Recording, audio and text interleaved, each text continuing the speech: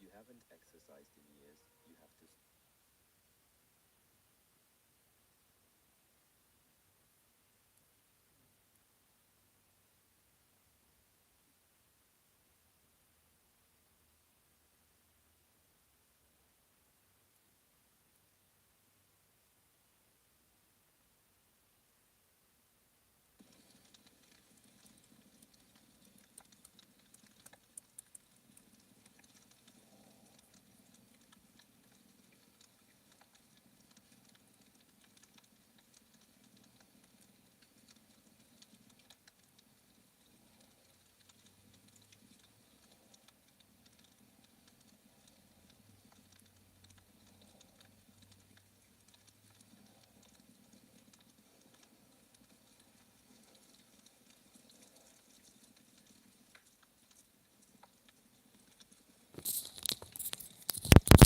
Sound check.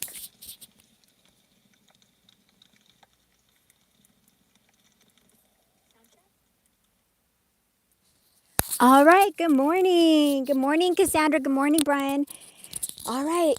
Let's check in on this very, very fun energy. I hope you guys are doing good. Terry, good morning. Let's see who else is here. Dynamo. Jenny. Woo. Okay, let's see. All right. Let me move this up a little. All right, here we go.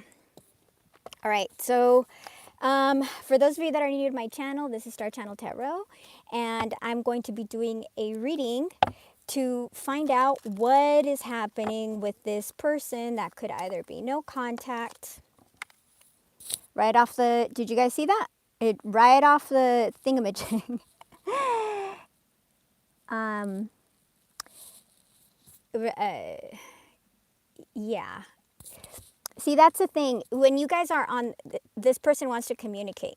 If you guys don't allow the energy to grow on its own, of its own volition, like every time you reach out, you're saying you're available, you got to let this person learn to love you. Otherwise, like learn to not learn to love you, but you can't be reaching out, honey. You got to let them do their, you got to let them do their growth, because every time you reach out, it pushes you back, and it's like you get to a starting point again, because they know that they have you. If someone knows that they have you, then they have no reason to grow. They had no reason to evolve.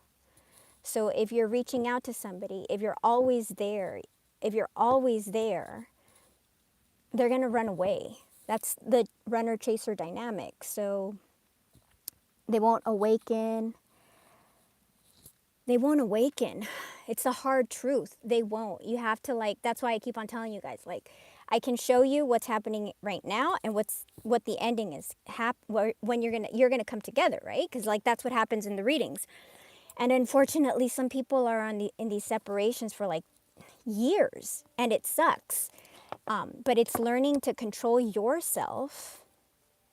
I mean, that's the truth. That's the true purpose of the journey, to learn to control yourself, so that, yeah, it's a hard lesson. It's patience. It's because it's not on your time. It's if you're in a divine union, it's on divine timing. It's not you. There's so many things that have to be in order, and every time you every time you reach out, you're preventing that person, because you're saying, all right, I'm exhausted with this separation. I want union now, which I totally understand, but to that person, they haven't healed to the level that you need them to heal, so that they can be with you in a loving manner. So even if they do return, they're going to continue the cycle of being unhealthy. They have to feel like they've lost you. You have to do your own thing. So that means, like, don't contact them, don't reach out, don't do anything, because it's going to make them retract. It's going to repel them. Um, all right, let's start with the reading. Ay, ay, ay. Okay.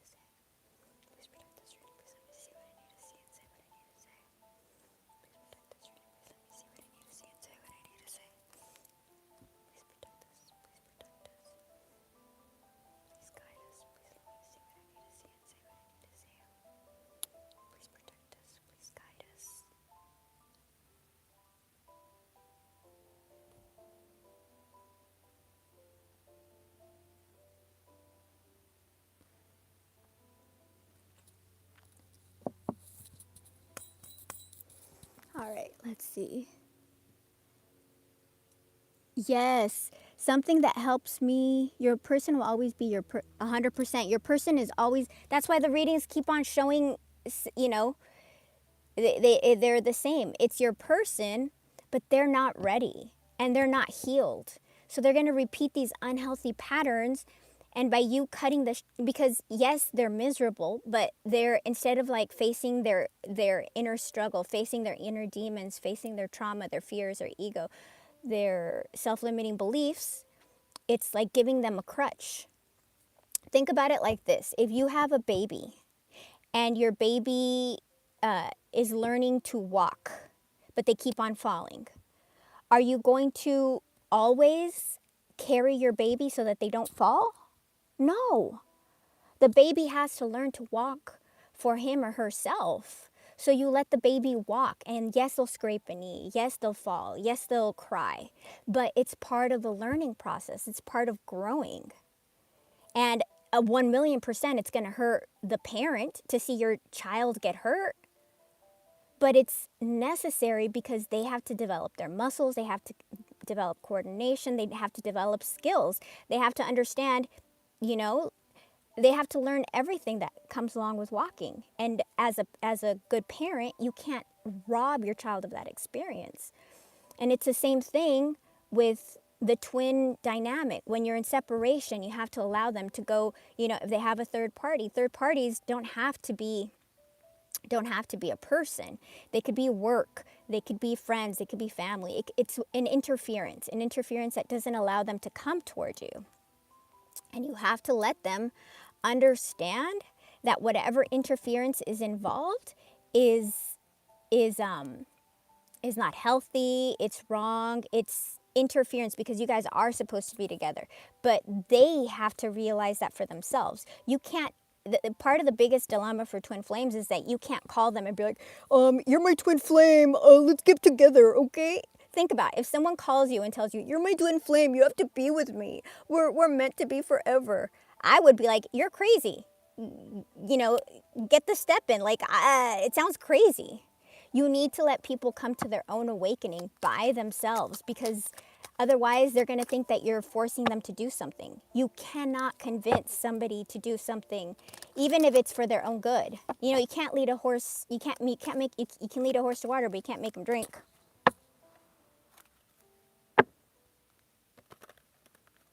Oh my God, Terry, I'm so sorry. Oh, did you leave the message for me? Oh, Terry. I think, because you guys, I don't know if you guys know this, but the way your names show up on my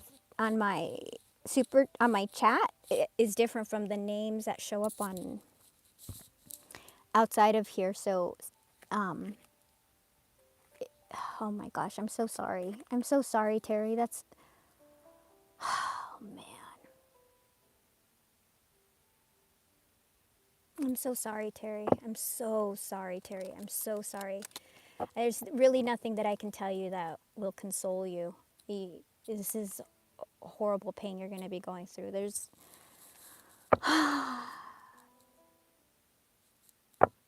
If you guys want to do a super chat, you can do a super chat and I'll do a quick read for you. I'm so sorry, Terry. I'm so sorry, Terry. I'm so sorry, Terry. I'm so sorry, Terry. I don't even know what to say. There's nothing.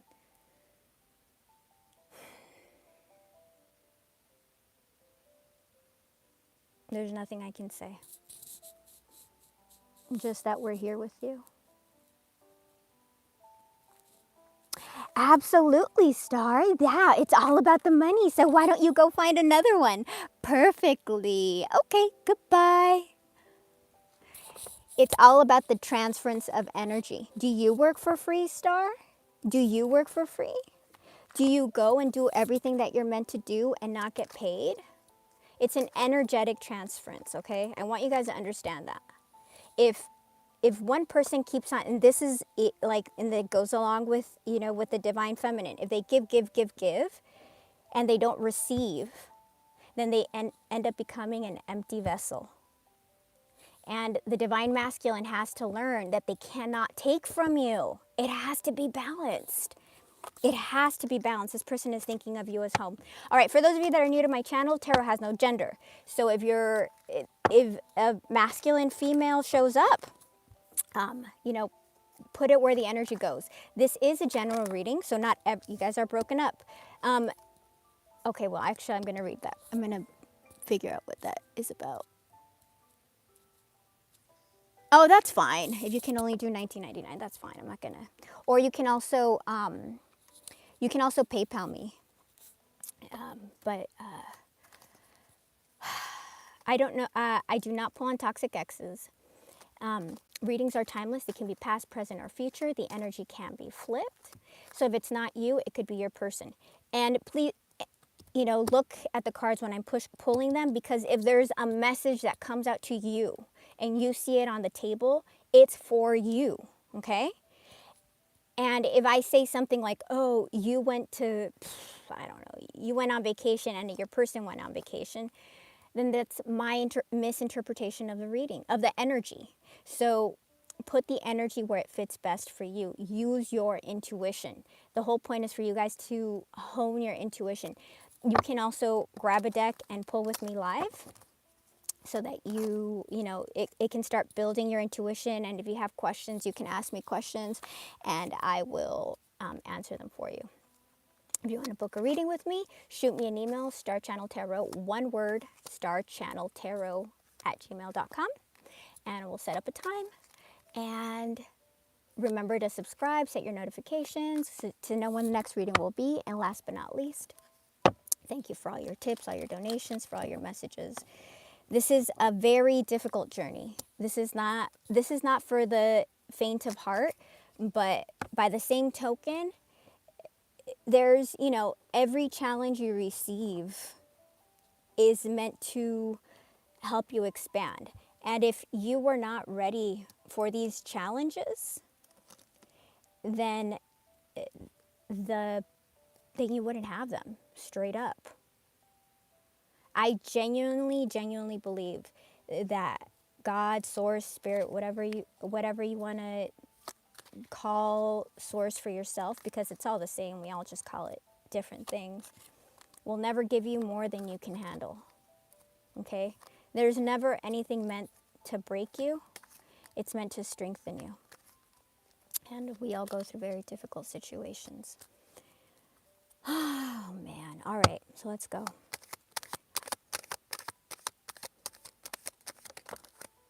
This person's trying to be brave. There's some kind of ending that's happening. Tell me about this ending. They could have been involved with somebody for sex, for a good time. They're going through a spiritual awakening. Tell me more, please.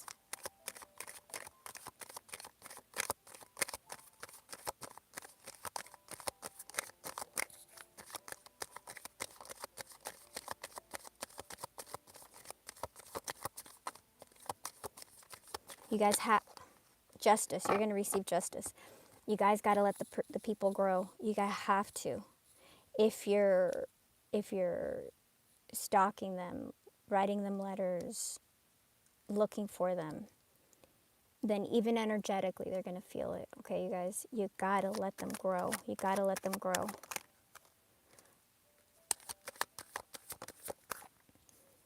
You're going to receive justice for whatever they did to feel comfortable. Divine timing. Divine timing.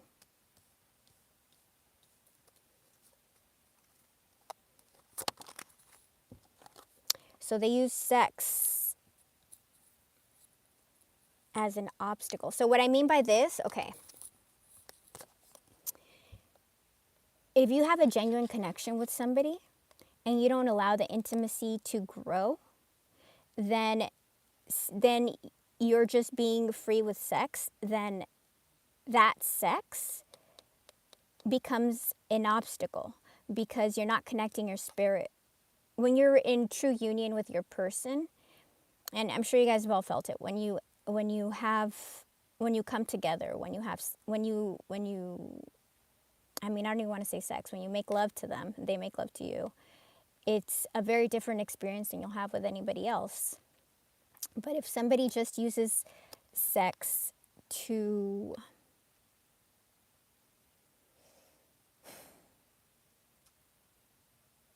If somebody just uses sex to block their emotions, so by this I mean like changing partners, going on to the next one, going on to the next one. The sex is a misinterpretation of intimacy, because you can have genuine intimacy with somebody and never sleep with them because you let them know who you actually are. But sex is a quick fix where you can get your root energy fed, and you don't have to let your energy grow. You don't have to develop. So a lot of people will jump from like person to person because it's an easy way to get the semblance of connection without doing the real work. But unfortunately, it ends up leaving you depleted and depressed because nobody wants to just be used. And this is using someone.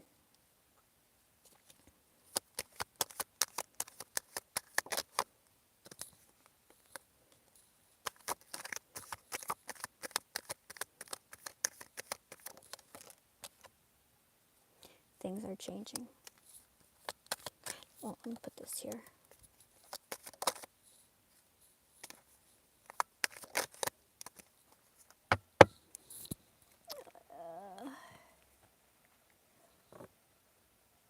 Let me see. Hey, Lisa.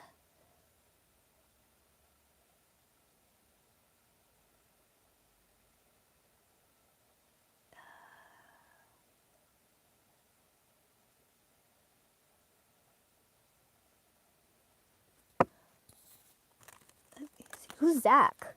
Sorry, I wasn't looking at the screen. Oh, I thought there was a Zach.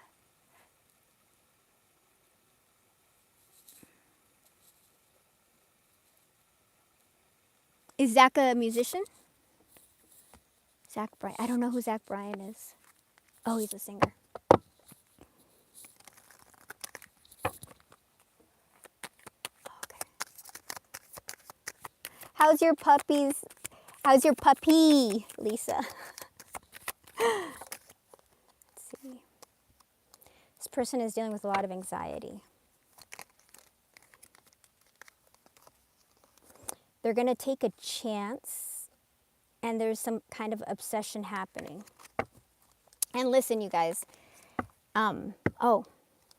Divine feminine. There's going to be a spiritual awakening where they realize that you're divine feminine. If you do contact your person, and like I genuinely, it's not like I'm not trying to berate you or anything. Just realize it's going to take a little longer. Okay? And this is all a lesson. This isn't just a lesson for your person. It's a lesson for the divine feminine. It's a lesson for both. Both parties have to ascend. So it's just, okay, I learned I can't be doing this. So learning to control your own self, learning to regulate your nervous system, relaxing, breathing through it. And I know it's crazy. Go for a walk, go touch grass, go hug a tree, as ridiculous as it sounds. It's not. Go hug a tree, take a shower, go for a run, go do things that occupy your mind. Go do stuff for your kids if you have kids, or your animals. Do something for someone else, and that usually helps. And if you guys are like, nothing's working, pivot the perspective. So if you're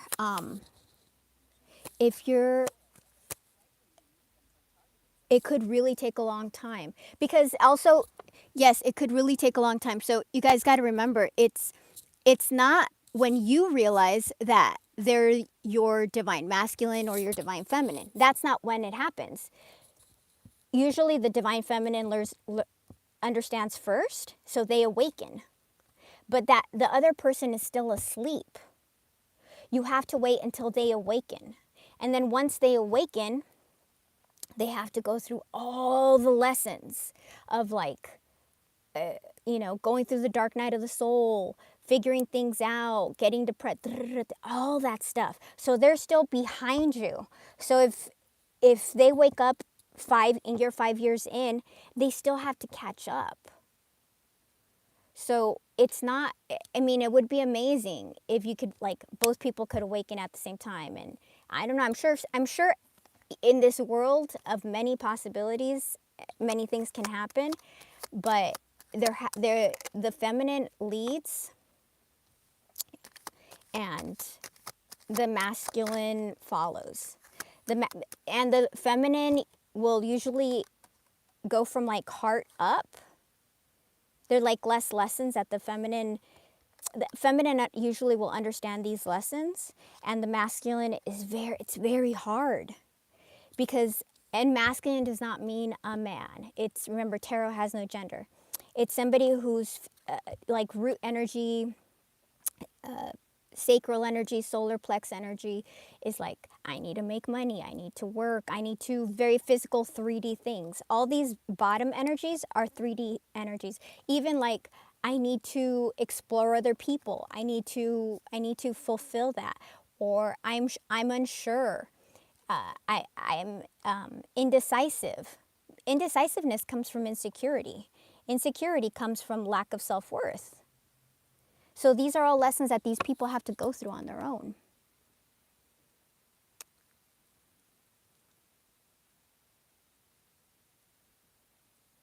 All right, let's see.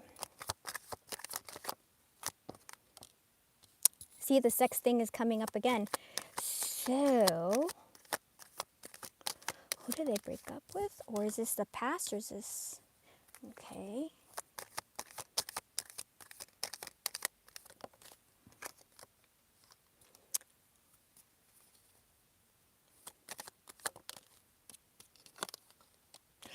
I don't know if this is talking about them breaking up with you or breaking up with a third party. So that's why it's saying that regardless, whatever breakup is happening, that they're going to reach out because they love you and they've been going through a lot of heartbreak.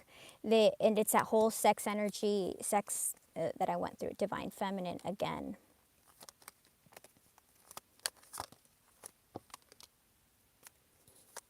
It's someone returning.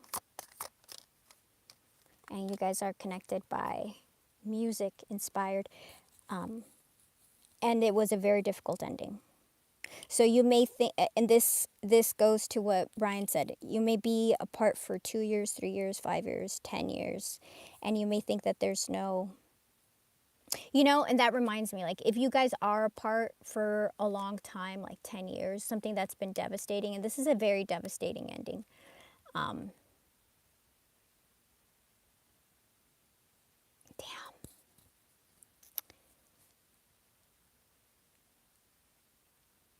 This is a very devastating ending.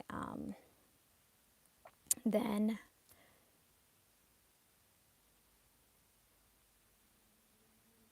it'll be hard when they come back, if they just come back when they come back, because they're going to come back.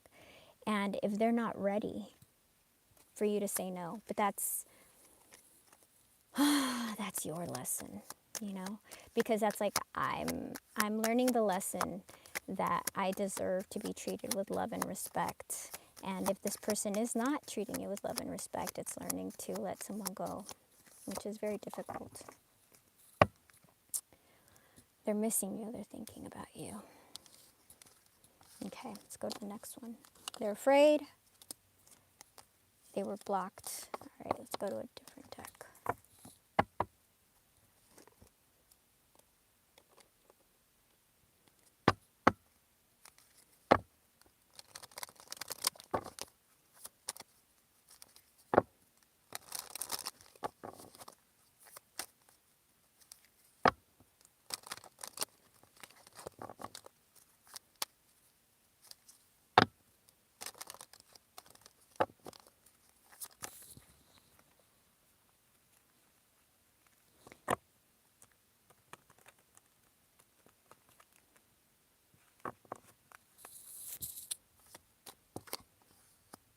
Somebody wants to communicate.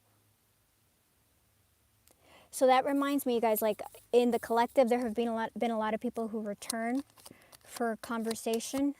or have conversation, but they're not ready.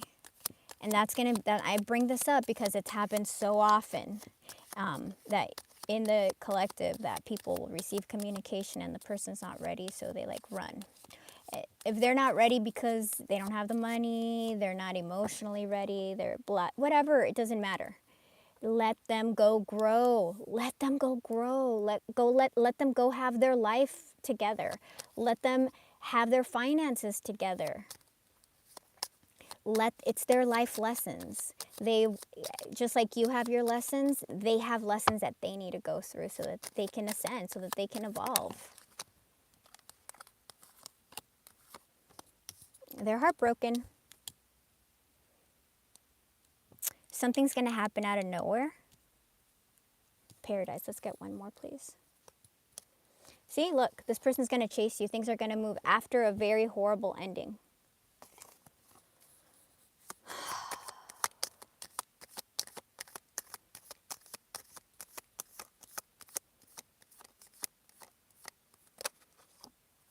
Abundance is coming toward you.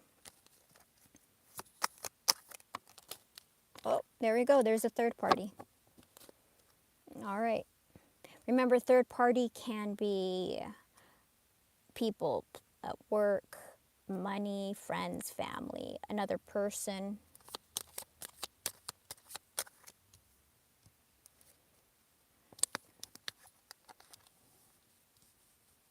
This person could want to talk to you about what happened with the third party. What happened? What happened with why they chose something over you, why they chose family over you, why they chose friends over you, why they chose work over you. But I mean, really, it always comes down to fears. They were afraid that maybe they weren't good enough. Whatever fear it is, their ego, they're too proud to come back if they haven't communicated yet. And if you communicate with them and it's either their fear or their ego, then it's just going to push them away. It's like, aha, I knew I had him or her, you know? You got to hold it. Their trauma, they're afraid. They could be afraid that you see them in different ways that other people don't. Because this person likes to wear a mask, right?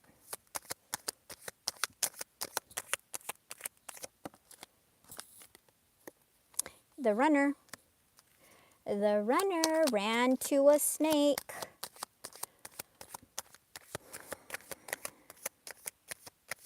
So they ran away from you they moved on to something else. Okay. What's the lightning? What's going to happen that's unexpected? What's this lightning that's going to happen?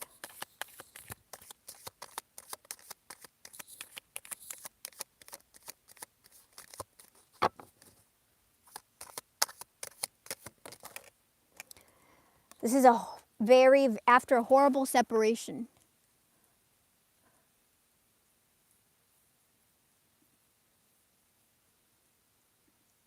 Hold on a sec.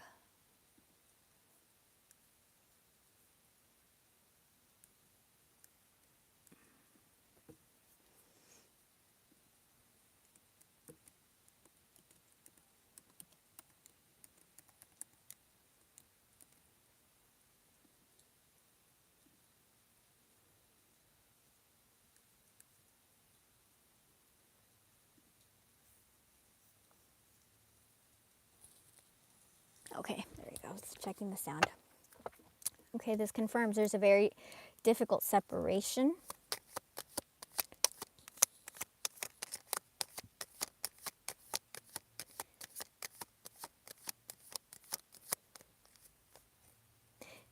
But this person loves you.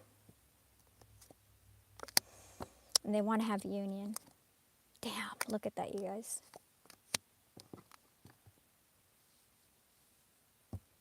So if they had a separation with you because family, maybe they didn't feel like they were worthy of you, we have twin flame. So it could have been that you guys were a different race, same sex, age difference, caste difference, education difference, whatever, all the religion, whatever, you know, all the differences.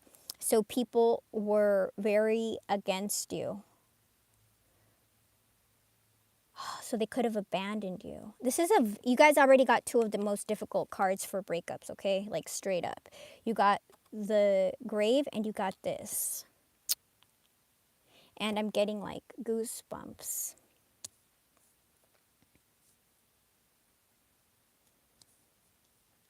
So something happened. But also keep in mind, if they're really easily impressionable by other sources, that means that they're not confident in their own voice. So if someone's not confident in their own voice, in their own thoughts, or, you know, for whatever reason, whether it's insecurity because of low self-esteem, or whether it's insecurity because of finances, or certain interferences, maybe they have, I mean, straight up, maybe they live in another country and the country can't get a visa to the United States right now. Or wherever you are, you know, like maybe there are like visa issues or family issues. Like there's so many things. I want you guys to like open your mind. Because there was something that's been an interference, right? Something that was very painful. Breakup, separation, stop the pattern.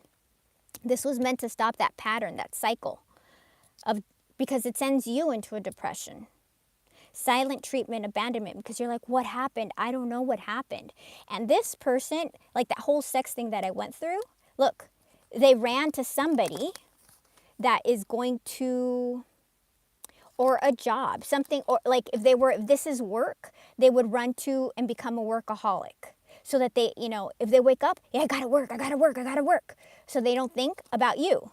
Or if it's another person, oh yeah, pretend that person is, you know, you can only pretend so long that you love somebody or that they're your person. It doesn't work forever.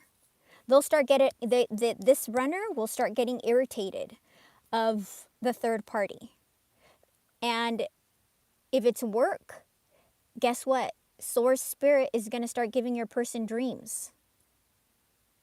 If source cannot reach your person in the waking, they will reach your person in their dreams. And your person's going to be tossing and turning and depressed in the morning because they didn't sleep. And why didn't they sleep? Because all they did was think about you. And in this time of separation, guess what's going to happen? They're going to receive clarity.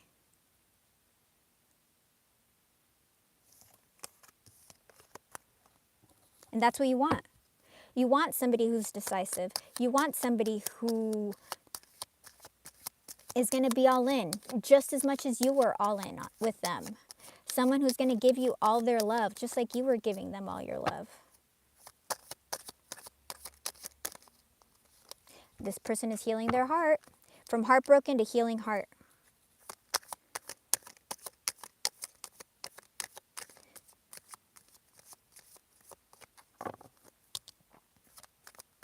They like you. I mean, I know they love you. I don't know why it's saying like you. Twin flames, again, they want to come. You know why? Maybe because they're so afraid. Because this is in the hidden position. You're their paradise. Look, soul contract, and they want to come back together. The split. On the split. What is this communication?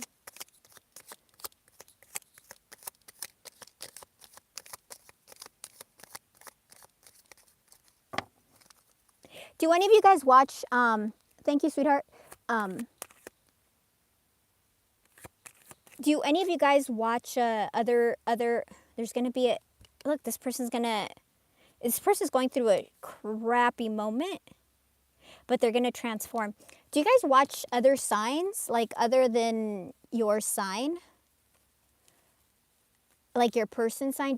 Are these the same readings that are showing up on, because I know you guys all have different signs. So my question is, if you watch other readers, are they cut like, I don't know, Virgo, Capricorn,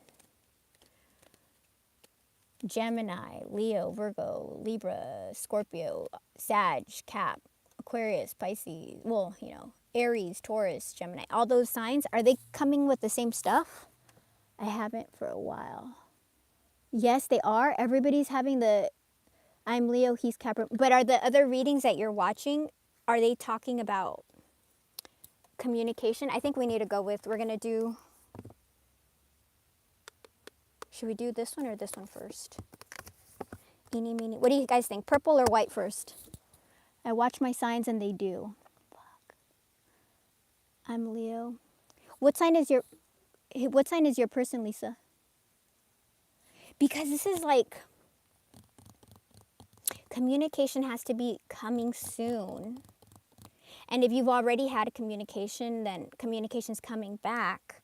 So then your person must have gone through something difficult, right? Like some fire moment, because they're coming up as Phoenix. I cross-watch, but I have to switch roles. Yeah. Well, yeah, that's the same thing. Like, you guys always put your intuition, because even the readers, like, if I'm saying something and it resonates more with you than your person, then, you know, put the energy where it belongs, because it could be, you know, for your case that it's different. Libra and Virgo prominent, but Scorpio rising is pretty accurate.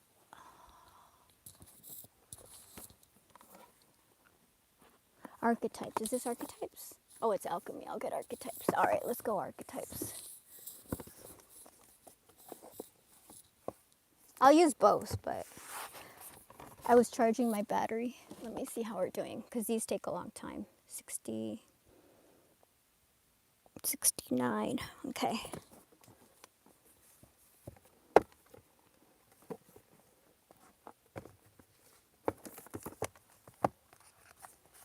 Kim Kranz is one of my absolute favorite tarot decks. She goes into like, I mean, her decks are amazing. Oh no, this is the big one. I guess I have to use the big one. I have a small one too. I guess we have to use the big one, you guys. Because my hands are really small, so I don't really like to use the big one. I like to use the little one. But I don't know where the little one is right now. Oh yeah, I see it, but it's underneath all my decks over there. So let's see if I can do it with this one. All right. Oh, don't worry about it, you guys. It's just it's so interesting how, you know, because I know we all think that we're unique, and we are to a certain extent, but we're following these patterns. And that's why I can pick up on it, right? Because there's like, oh damn, these universal movements that we all do. All, like, tarot itself is from like the 1300s or something like that. I think it's from the 1300s.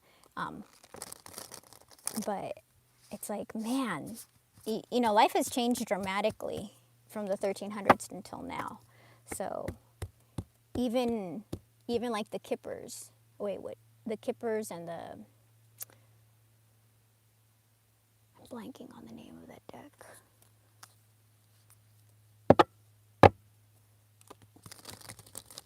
The French one.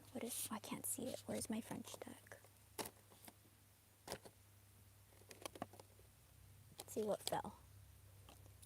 Self-worth, the chaser. This person's going to chase you. They're focusing on self-worth right now. Those fell. All right, let's see what comes up. If this is too hard for me to shuffle, I may go to the other one. Maybe if I had bigger nails, I'd be able to shuffle better.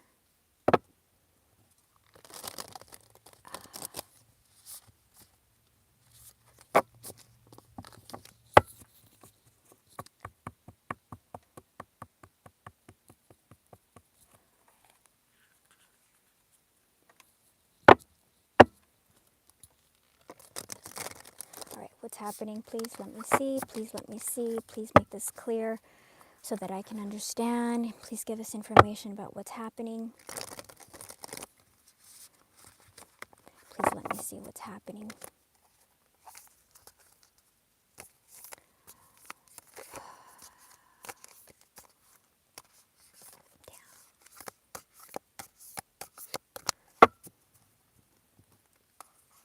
The Lover.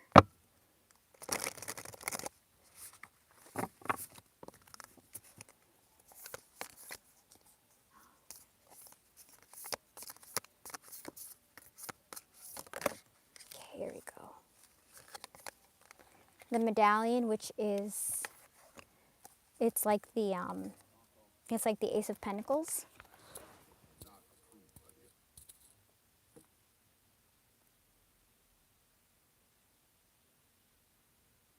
Thank you, Lisa.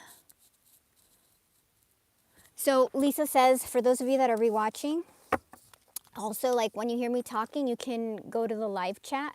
There's like a top chat and a live chat if you want to see, because I frequently will talk to the chat. She says that a lot of readers are saying that there's alignment happening. You know, but I'm tapped into you guys. I feel like, dude, see? The Medallion came out again. But everybody's on everybody, like, damn. The Bardo. I think that's coming from the underworld, I think.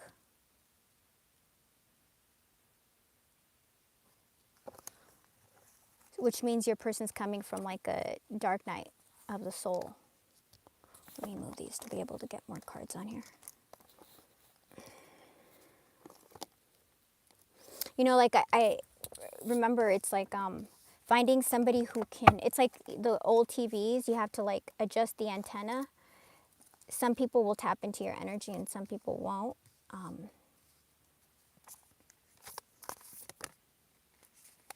The Maiden, is that one or two? It's two. The Maiden and the Hunter. I guess we're doing 4. Okay, let's see what we have. Agape, this is the love one. Hold on. Okay. Okay, hold on. The initiation. So we have initiation.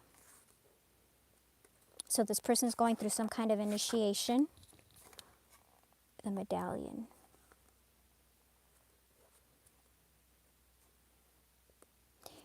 They've gotten tools to go through their initiation. The Bardo. Where's Bardo? 50. They've gone through the underworld. The Box. So they've gone from this place. These are places. They're coming into initiation. They've got the tools. The Maiden, Maiden. Themselves and the Hunter. Okay. You know what? Also, this is making me think, Jenny, your person may not have contacted you because they're coming out of this. Have you guys ever been in when you come out of this, when you come out of the darkness, you're depressed, you're figuring things out. They're barely starting an initiation.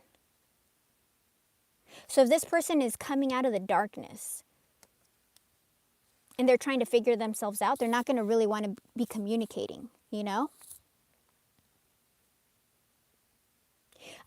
Like, what I mean to say is, whatever your person does, don't take it personally. Understand that they are on their own path. They are on their own growth. They're figuring their own life out. Don't, you know, it's not about the viewer. They're on their own journey. So we have to learn to not take, you know, it's like that was a couple of months ago.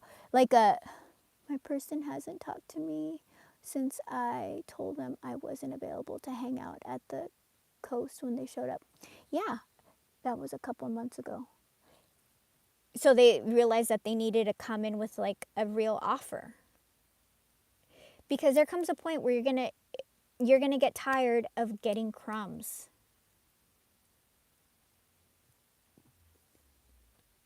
And when this person awakens from the darkness, they're going to realize what a fool they were, right? So then their ego is going to be something they have to deal with, because pride, like, "Ah, I don't want to show them that they were right. I don't want them to know that they were right, that I was wrong," which is BS. So it's like a bunch of lessons as they awaken: the ego, the fear of waking up, the self-love, all these things. All right, so this person's going through some kind of initiation. 72 to 11.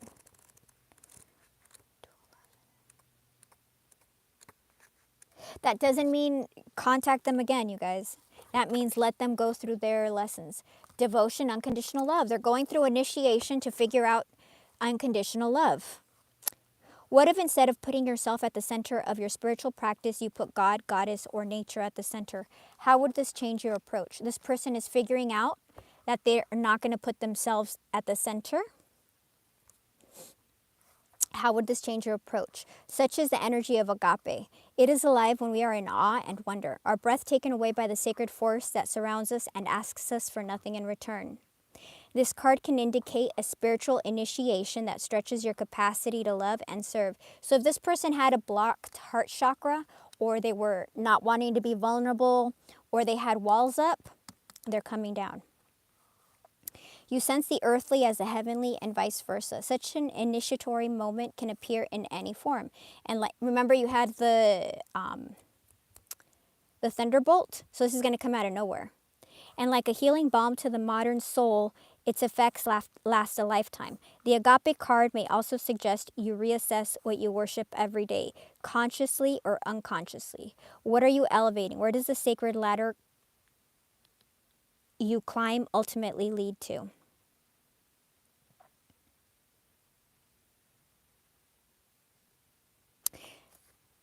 You know, it's so funny. It's like people try to bypass this, and it says here, spiritual. If when in dark, you're bypassing, and righteousness. So it's like ego when they don't want to be open to it.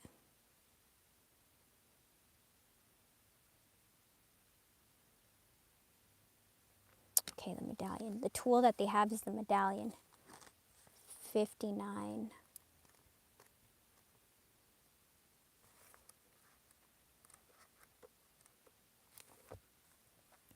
The amulet, the talisman, the heirloom. The passing on of sacred objects is an ancient ritual within families, between lovers, and in tribes across the globe. We gift jewels, treasures, keepsakes, and mementos of all the same of all kinds. Some of great material value, others that hold emotional resonance, and still others with both. Yet, when these gifts are bestowed upon us, it is important to recognize that they may bind us to an unspoken agreement or promise. When the medallion card appears, be aware of how the objects you hold dear may be embedded with unconscious energy or expectations. Materials hold consciousness, and it's time to reconcile the vibration of the objects around you. What do you covet and collect? So this person, if they were materialistic, they're facing that. Why is there an object you have held onto for years that you are ready to release? Perhaps it's time to reach for a medallion that aligns with your deepest values. When in light, upholding tradition, protecting and honoring. When in dark, burdensome inheritance and habituation.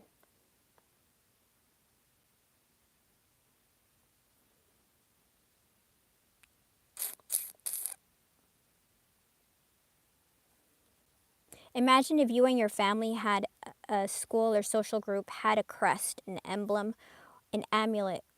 What would it be?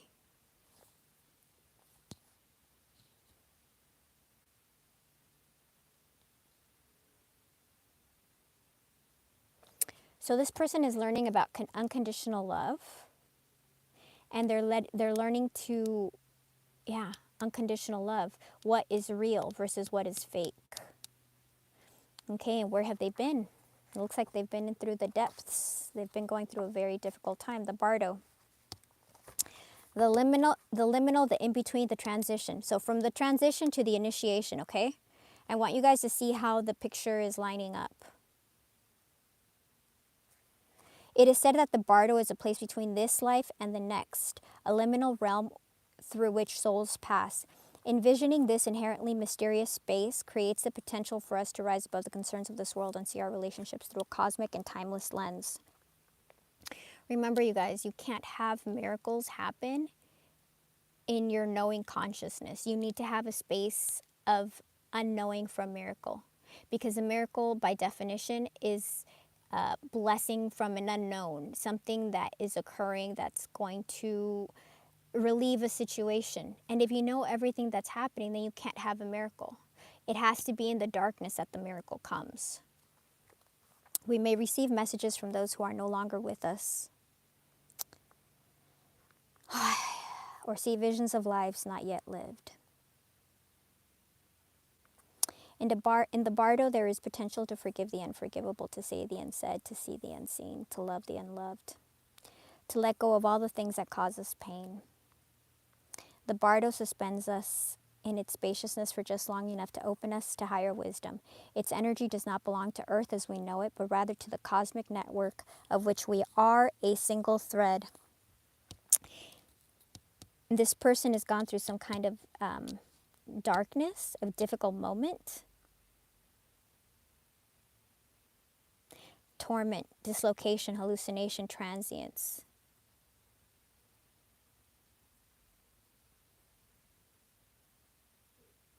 When the veil between this life and the next is thinned, energy is stirred. This allows for remarkable healing and vision. They had to go through this to come out here.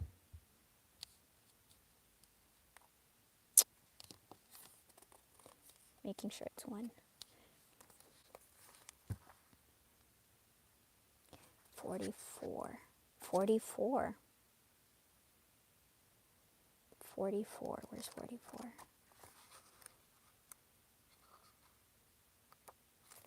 The box. The cage, the rules, the norm. So this person was living in a box. In order to move outside of the box, they had to go through the darkness. Moving outside of the box is exhilarating and expansive. They became expansive. Living in a box. Remember, these are metaphors. So this person was stuck in limitation, stuck in rigidity, stuck in judgment, stuck in fear, trauma, ego, trauma, self-limiting beliefs. They were stuck in this box. They had to go through this crap to become awakened. And they're starting the initiation phase.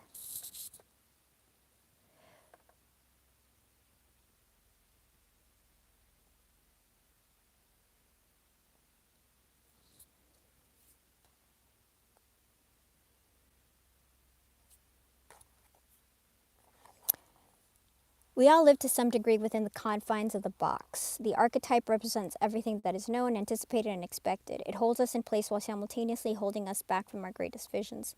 The box is sneaky, insidious, and everywhere. Right? Limitations are everywhere, limiting us at the most unconscious level. It is built of layer upon layer of social constructs.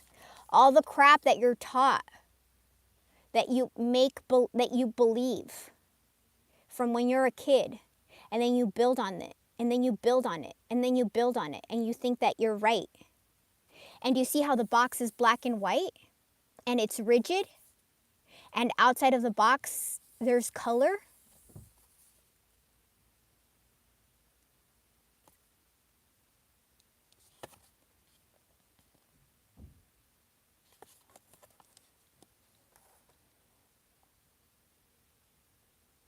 The box is sneaky, insidious, and everywhere, limiting us at the most unconscious levels. It is built of layer upon layer of social constructs and pressures. Breaking through its confines requires awareness, continued effort, and bravery. The box may appear as expectations from parents, if their family didn't like you, if their friends didn't like you, because if it's an old friend, same thing. A well-paying but heartless job, workaholics, the pressure to look or behave like others, at the gym all the time, working out all the time, wanting to look like they have money, keeping up with the Joneses, or simply to stay small. If somebody disagrees that they should be with you, and if their family disagrees and they're like, no, you have to be, because whatever reason, the box, you're outside of the box, okay? Your beautiful colors, your swirling beauty, and they've been living in this rigidity. You showed them that they didn't have to live within this box. And they got scared and ran, right? But can I tell you, think about yourself when you've had those moments of pure bliss. This is bliss. Being with you is bliss.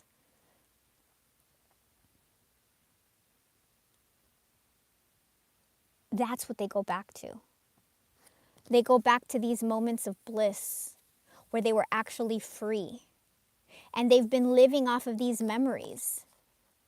But these memories have pushed them into the bardo. Because nobody can live off of memories, right? And they feel stuck in this box. So the memories of you and the happiness of you. Remember, the one thing that will make you memorable to somebody is how you make them feel. People always, always, always go back to the person that made them feel connected to Source, feel real unconditional love. Because unconditional love is so sacred. It's so sacred, and so few people are able to have this. So few people. Because everybody is weighed down by their fears, weighed down by their egos, weighed down by their trauma, weighed down by their self-limiting beliefs. I'm not good enough for him or her. I don't have enough money to provide this kind of life for them. This person isn't going to accept me when they realize what my family's really like. Ego. This person isn't going to accept me when they see that I'm not really like the crap people tell themselves.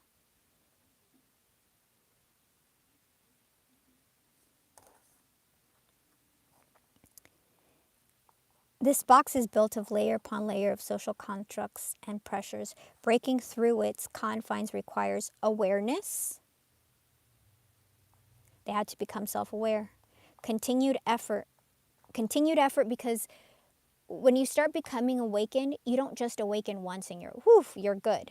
You have to go through so many damn lessons. So many damn lessons. All the time. Even now, like the separation is a lesson. It's a lesson of patience.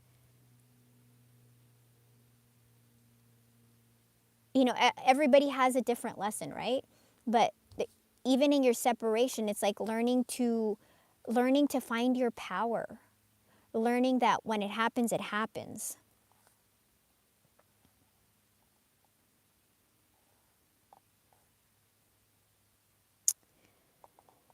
It's such a difficult journey, you guys.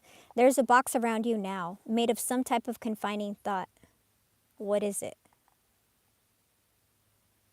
The box shifts and morphs as we grow. This is part of its multi-layered nature. Once you break through one layer, another one will present itself to you. And keep going. Break through, and exquisite life remains. This is really good, you guys.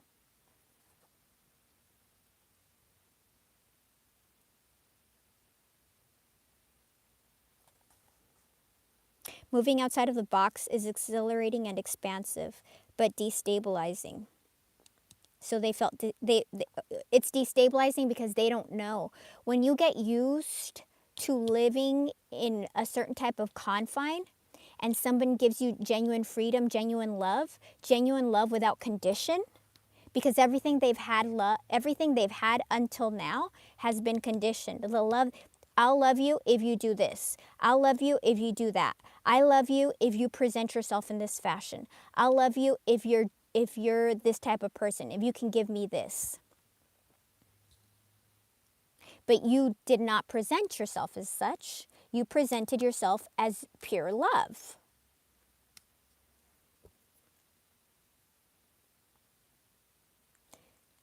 And this person has never understood that kind of love.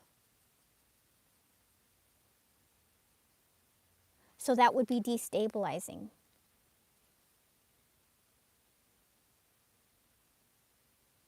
It's the same thing like when I go into I go into the pool, and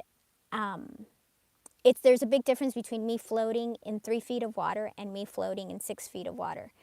It should be the same, but physically, I get scared. I'm giving you my experience, like, so it can be a little more relatable. I get scared in the 6 feet of water because I can't touch the bottom because I'm short. So I feel nervous because what if I fall?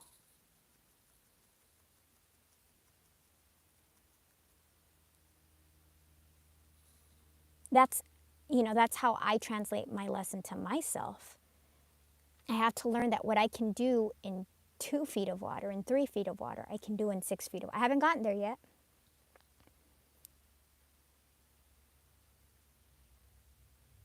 Like, I want you guys to understand the lessons your person is going through. And also, this might not, if you're a twin, this isn't just lessons that they're dealing with from this lifetime.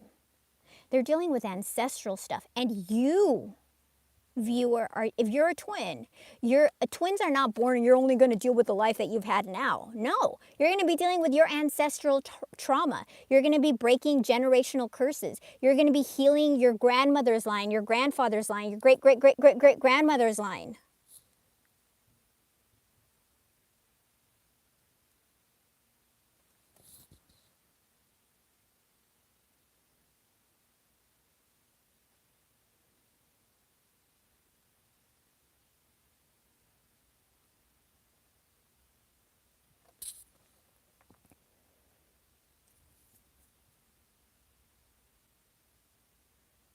Like, I know it's so easy to like think that what's happening right now is just about you or the relationship, but it's not. This person's going through some major healing. And you're going through major healing too. You know what? I'm going to clean this deck and then I'm going to do a reading for you guys with this deck to compare. Because this is really deep.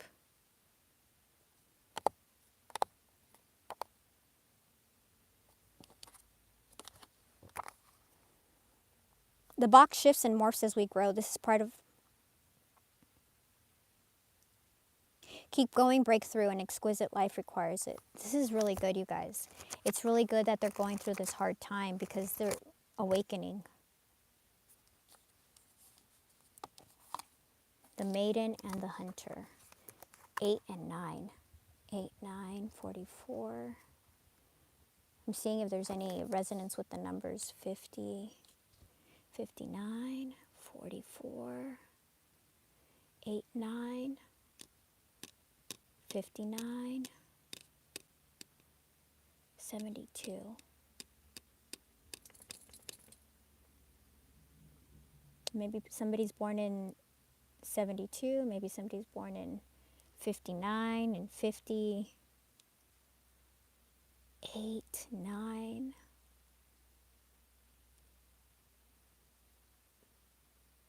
44, 44. Like, this number's really sticking out, 44. That's going to be important to somebody. 8.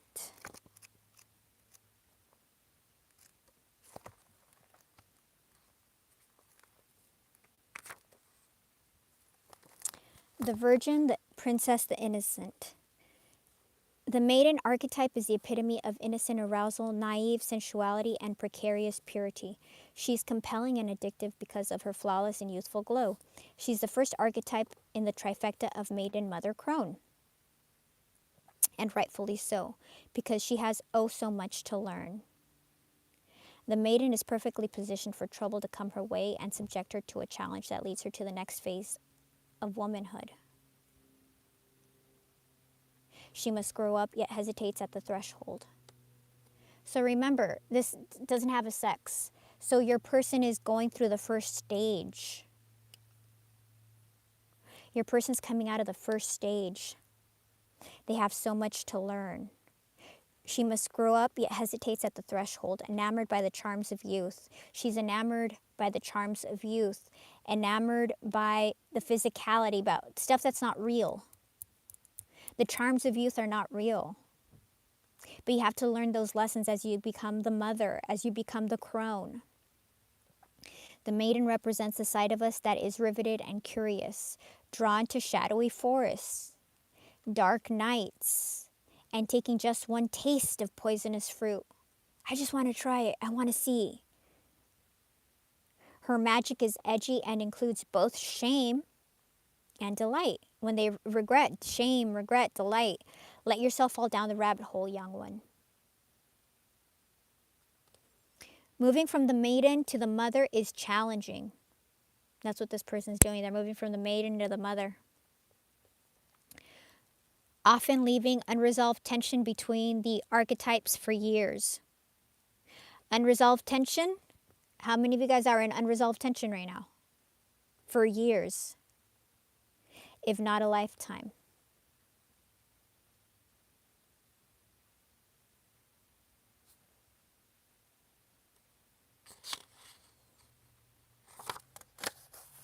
Well, the hunter, the seeker, the pursuer, the predator. It's the chaser. The hunter hunts. They are on a precise mission with an aim. To return home empty-handed would be to fail, which is not an option in the hunter's eye. Also, the horse's movement. The archetype will journey far and wide, seeking the prize that calls to its heart or its stomach. This person is going to go far and wide to find you. You just have to let them. Tales of bravery and feats of strength often result, creating a life full of adventure. The hunter is skillful, quick, decisive, and results-oriented. Like the great hunting goddess Artemis, who carries her quiver upon her back, the hunter typically has a weapon of choice. When this card appears, it is critical that you ask 3 questions. What am I hunting? What is this person hunting? Why is this person hunting it? Is the weapon I hold so tightly in my grip truly needed for the task at hand? So what does this person want? Why do they want it? Do they have everything that they want, that they need to have this? Is what they have, okay, this person went through this dark night of the soul, right? So that they can heal a bunch of trauma. As they've been in this trauma, they're going into the next phase, right? Initiation, they're going into this next phase. And they're realizing that their superficiality, their fear, their ego, their trauma, self-limiting beliefs has been BS. It's not worth it. So now they're becoming the hunter. And they're trying to figure out, why do I want to be with the divine feminine? Why do I, and that's a very important question. Like, ask yourselves, why do you want to be with the divine masculine? It's just about being introspective. Why do they want to be with you?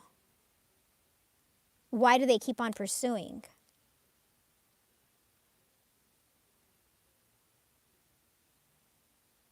Am I prepared? And it's really good that they're under the maiden. Am I prepared? Because the maiden is the first step in the trilogy, right? In being fulfilled. Maiden, mother, crone. But it also shows they're learning unconditional love. They're getting through the first phase. But they're not ready yet. All right, let's get some more cards.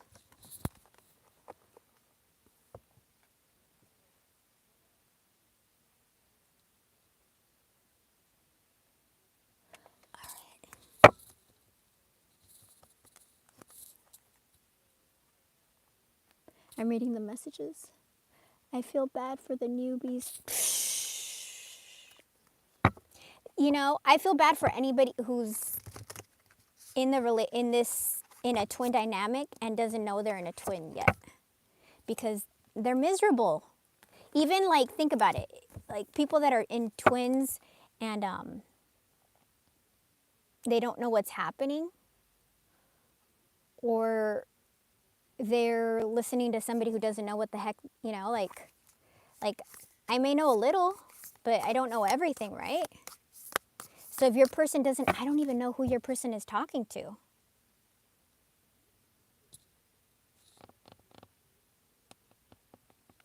I'm trying to think what deck I can use to find out, because this is such a hard journey, you guys. The Dead End.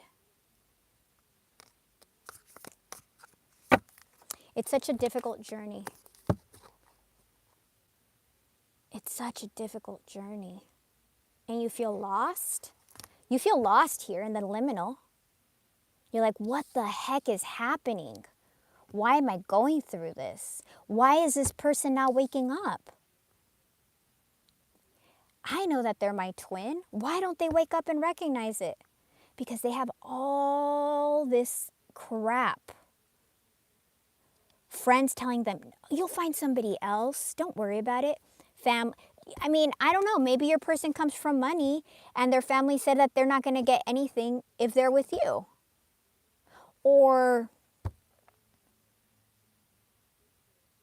maybe your person has kids and maybe one of their kids is really depressed right now.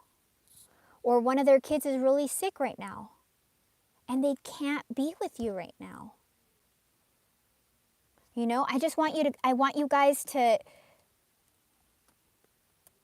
I'm giving you different examples so you can see how there's interference sometimes that teaches us all very important lessons. When my mother was dying,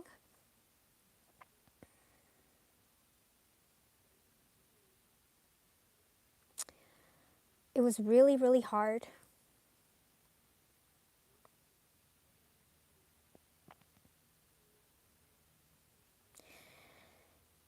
And it was really, really difficult.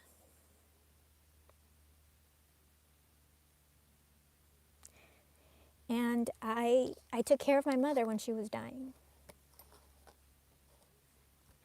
And I took care of her for 10 years.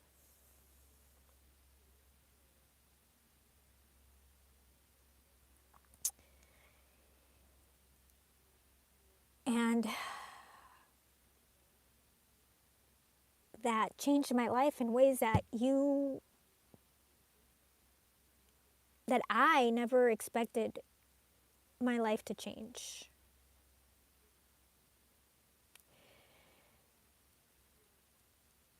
And there were many things, there were a lot of relationships that didn't come to pass.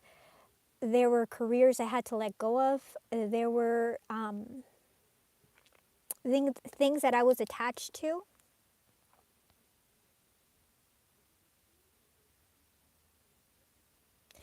That I had to let go of because of my love, my unconditional love for my mother.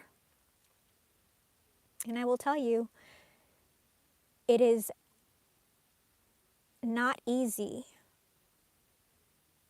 to spend 10 years alone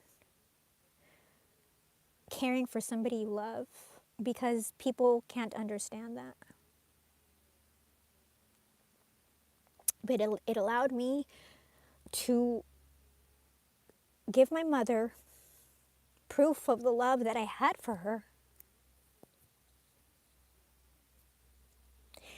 And it allowed me to grow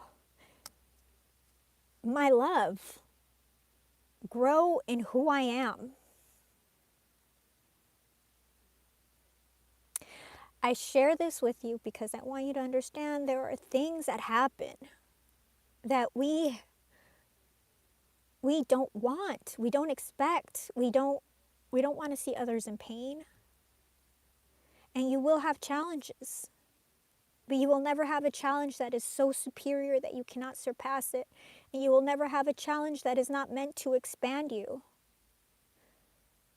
The only difference between whether you get out of this box, whether you come out of this darkness, you come out of this box, you come into this, is what is if you wake up every morning and you say, I'm going to do this. I'm going to step outside of myself. And I'm going to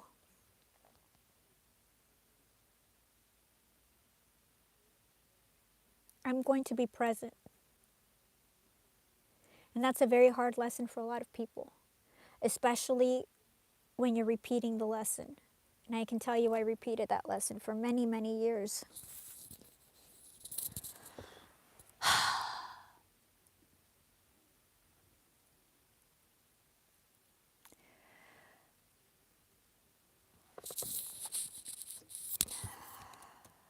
And then when someone you love transitions,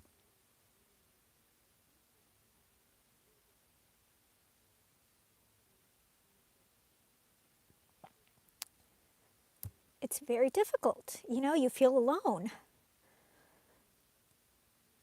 There's like a hole. I'm sorry, Terry. I'm really sorry, Terry, that you're going through what you're going through.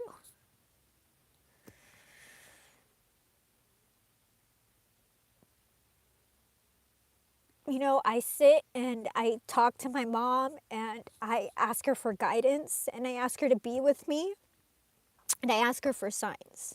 And I know this isn't going to make the separation harder. It's not going to make the separation easier. But there are signs that I see from my mom. So like on midnight of my birthday, my printers will go off. I don't ever turn on my printer. I remember on my birthday at midnight, my computer turned on and my printer got, it like turned on and I was very sad and I was very alone. And I missed my mother so much. And it was hard. But it was a sign that she was with me.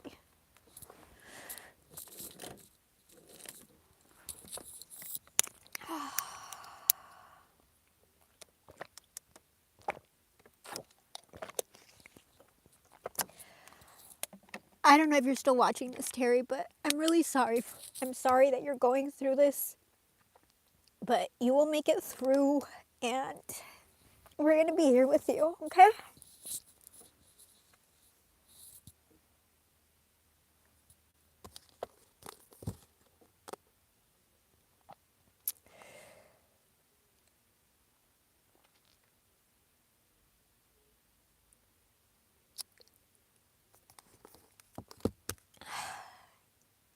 This is always a period, like I didn't know this when I was going through, I didn't have anyone to talk to about these things when I was going through those 10 years.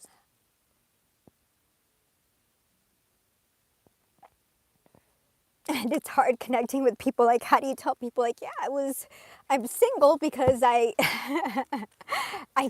cared for my mother. You can't,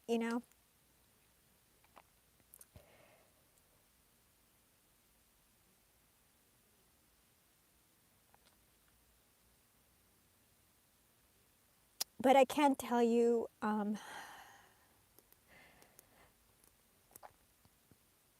this is a very difficult time. And learning to come out the other side is,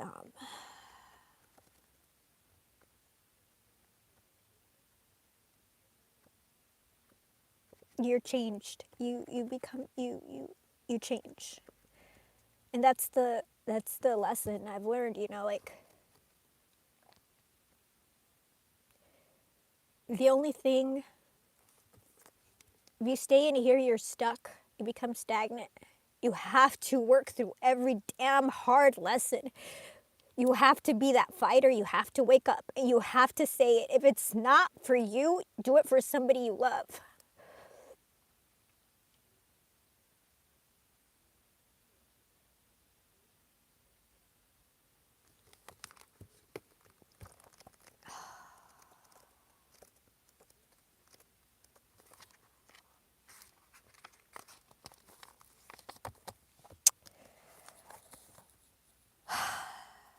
From the dead end, you go to agape. The closed door, the final chapter, the impasse. Contrary to what its name implies, the dead end is very much alive. It's a force that stops us from moving forward as planned. It's thick, it's dense, it's uncompromising. It's a wall beyond all walls. It's when you don't think you're going to survive. It's when the darkness is so dark you don't know what the heck is going to happen. You can't see any light at the end of the tunnel. With every bramble, with every thorn and stone, it simply states, "No more, child. You have reached the last page of this chapter." It's natural to resist its very resistance and struggle even harder to make our way. To prove our point, we hold on to what was. In this way, we fight with life itself from a mythic perspective. The end you face is very much a beginning. There are doors opening all around you, just not the one you planned on walking through. If you're honest and courageous enough to accept, adjust, and adapt, the dead end becomes known as life's beginning. There's certain lessons you have to learn when you're meant for something bigger, or when you're meant to reach somebody else.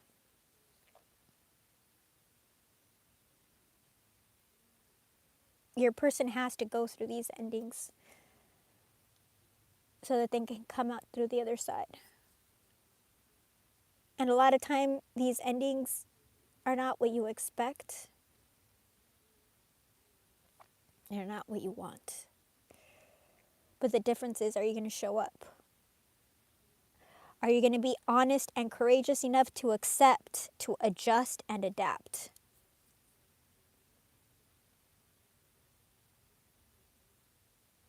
A lot of people aren't. I'm sure you guys all know people who aren't.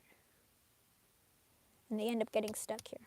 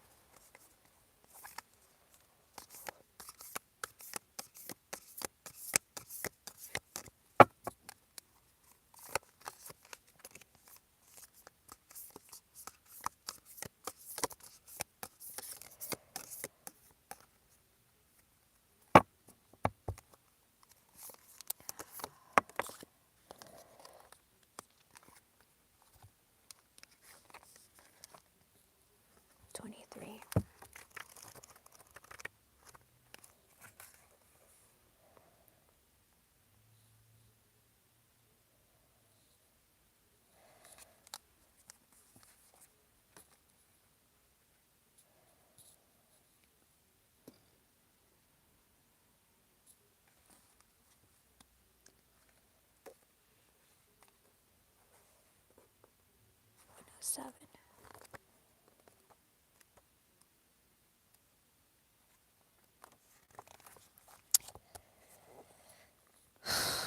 The savage, the unexpected, the rejected, the destroyer.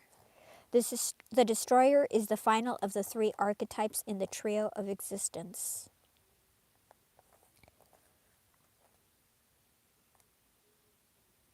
The destroyer has necessary yet painful work to do in the world.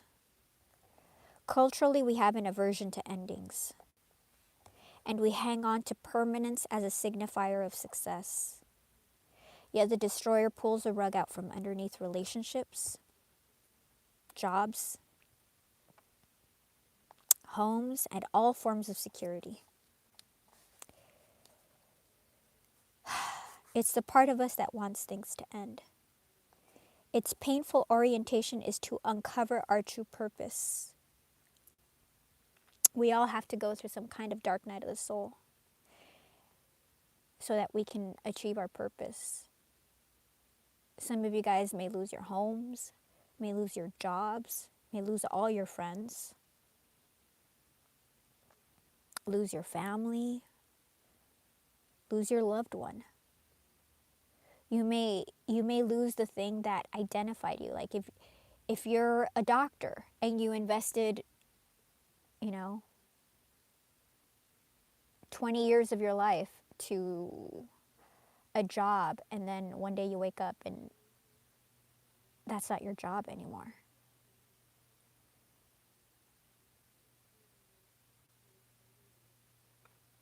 This is like Kali Ma energy.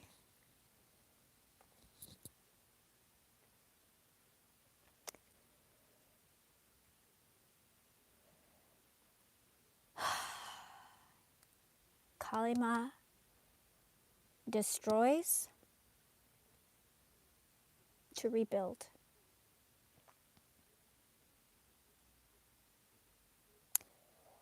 The destroyer does not let us linger long in comforts, as it knows not much happiness in that realm. With its piercing eyes, it seeks out stagnancy from a distance, and the rest becomes history. This is the stagnancy. So if you've gone through something difficult in the past, guess who's going through difficult stuff right now? Your person. In the old myths, this is the moment when heads begin to roll. The ground opens up. Castles crumble. Hold on for the ride. The destroyer has arrived. Look at this. These 3 cards. The 3 cards that are clarifying these 3 movements on top. Look. Your person's going through darkness right now. Bardo, destroyer, the dead end.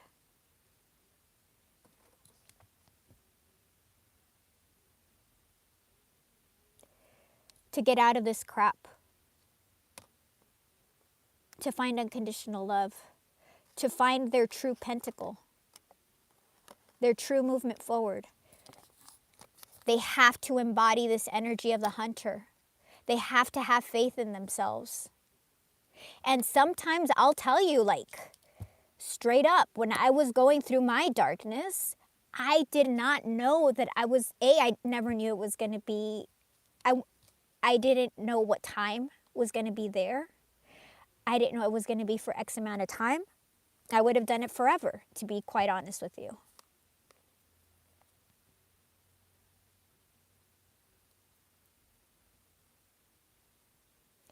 And the only thing that kept me moving, that kept me motivated was the unconditional love that I had.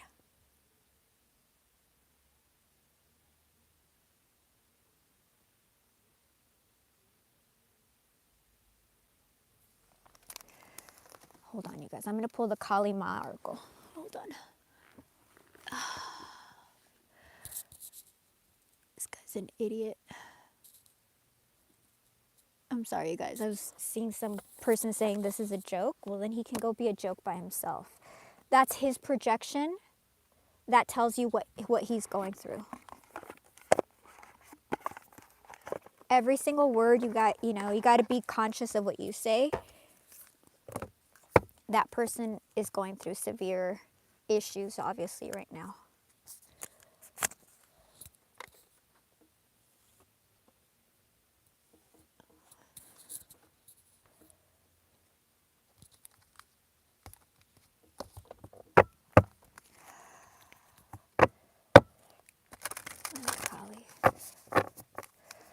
Please, can I get something? Please let us see something. Please let me see. Please give us some guidance. Please give me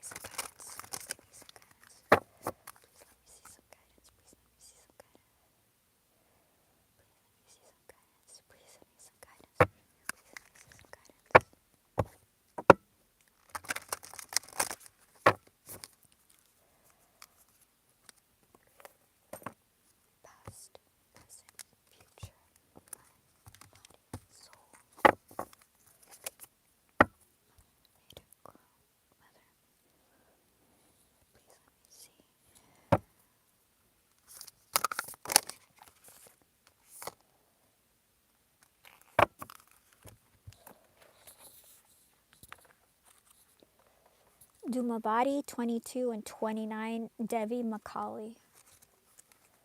Dumavati 22.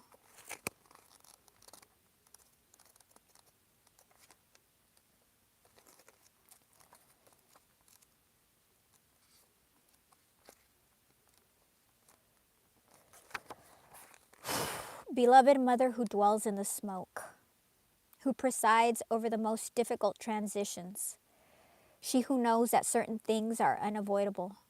They are necessary predecessors to radical reinvention.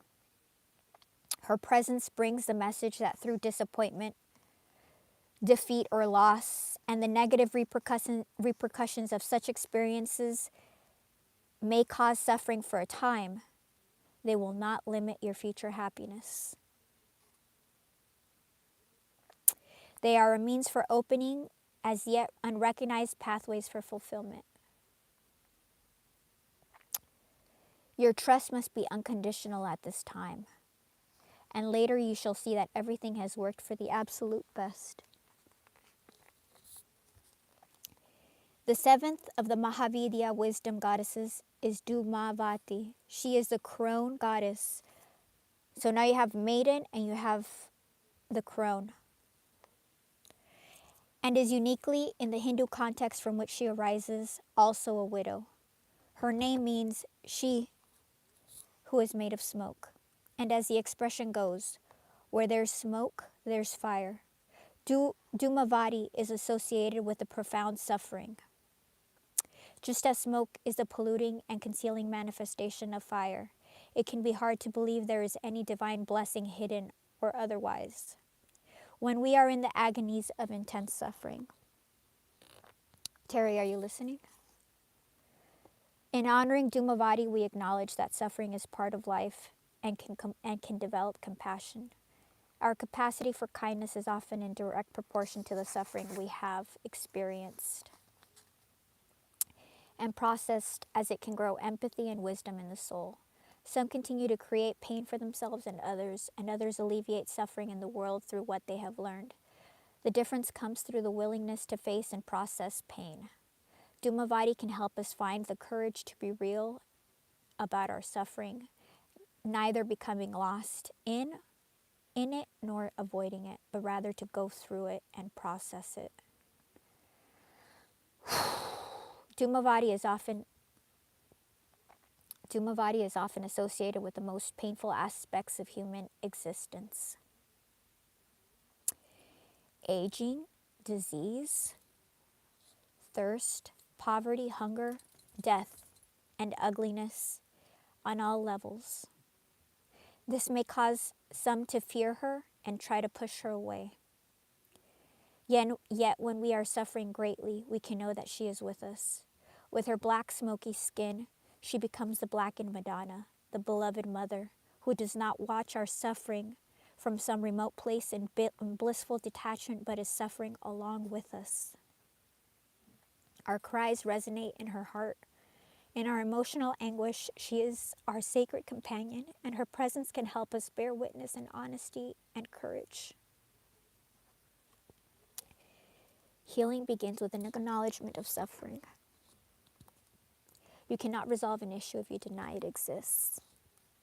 Bearing honest witness is the only way for change to begin. When Dhumavati arises in a reading, there's an opportunity to end a profound and difficult struggle.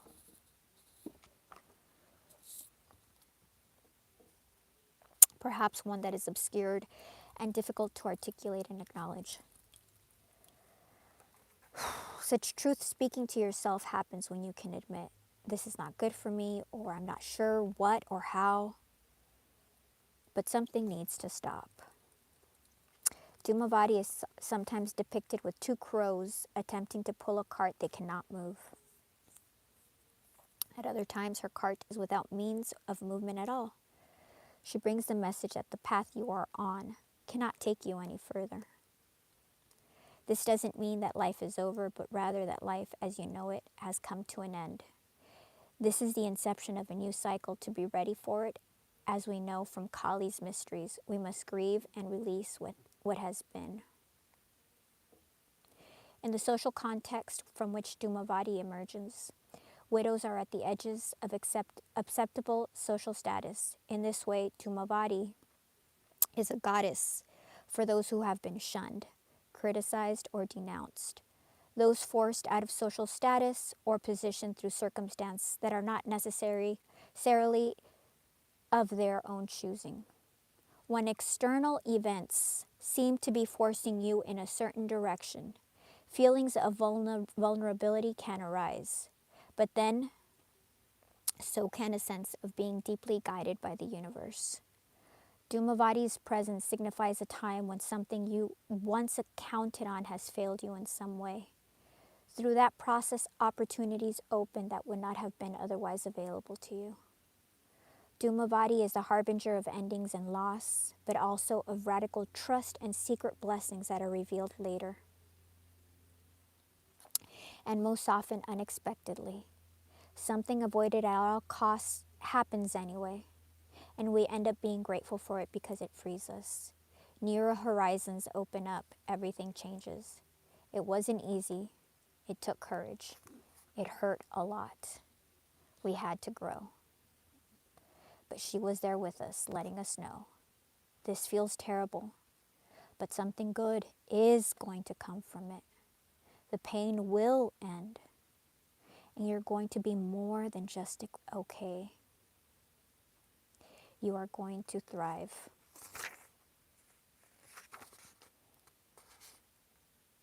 Say the following invocation ritual. Say the following prayer.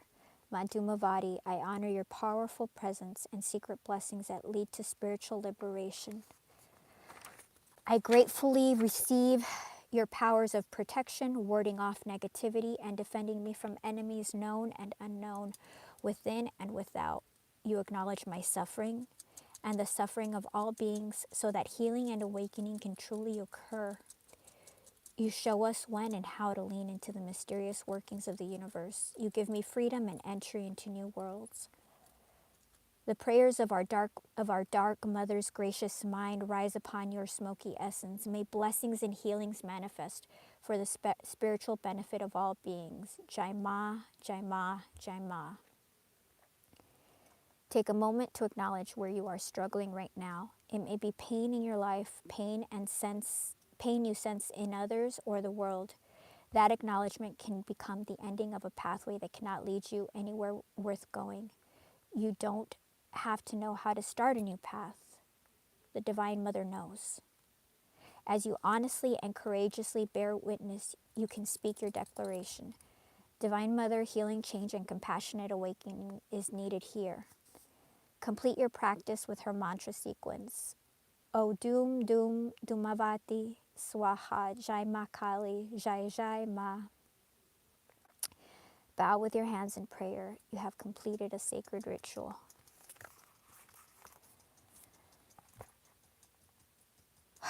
You're being protected. Your person is being protected. Your person is going through a very dark time, as you have gone through a very dark time. Look, her third eye. You have two.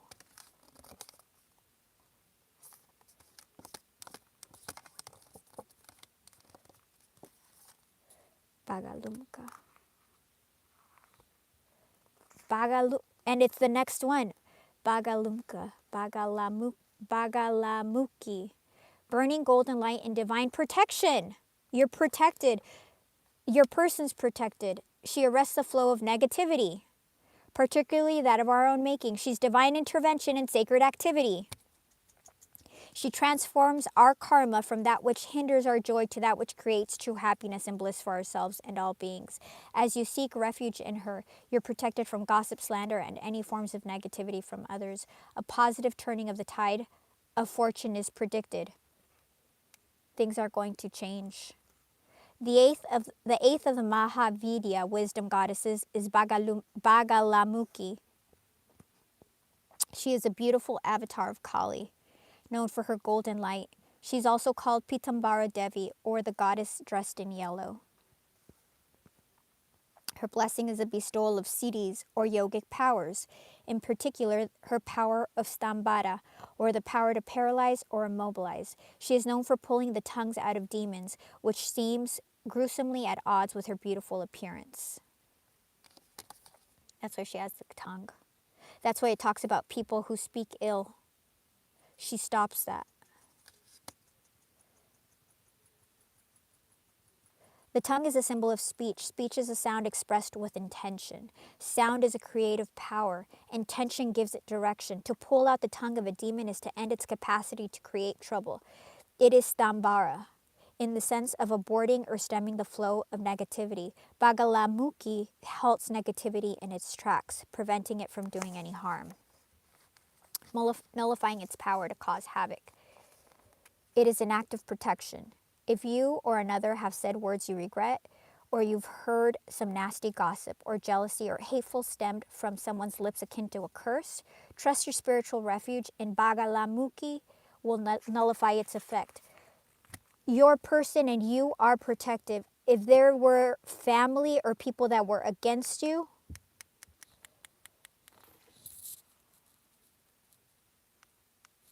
it's stopping. Your person is going, you are going through this dark night of the soul that is meant purposely, divine intervention. But whatever, I mean, I don't know the Bible quote, but there's that quote that says, God, I don't know the quote. All weapons forged against me. That's this energy. Ripping the tongue acknowledges the power of negativity. Ripping out the tongue acknowledges the power of negativity and the need to have zero tolerance for it. There is no pretending the negativity doesn't exist. It means recognizing its source within or around us and cutting them off at the root, thereby removing their capacity to influence us. Some may argue that this is spiritual bypassing, a term used for spiritual approaches that avoid life's challenges rather than to face them and mature. But this is facing the spiritual challenges head on.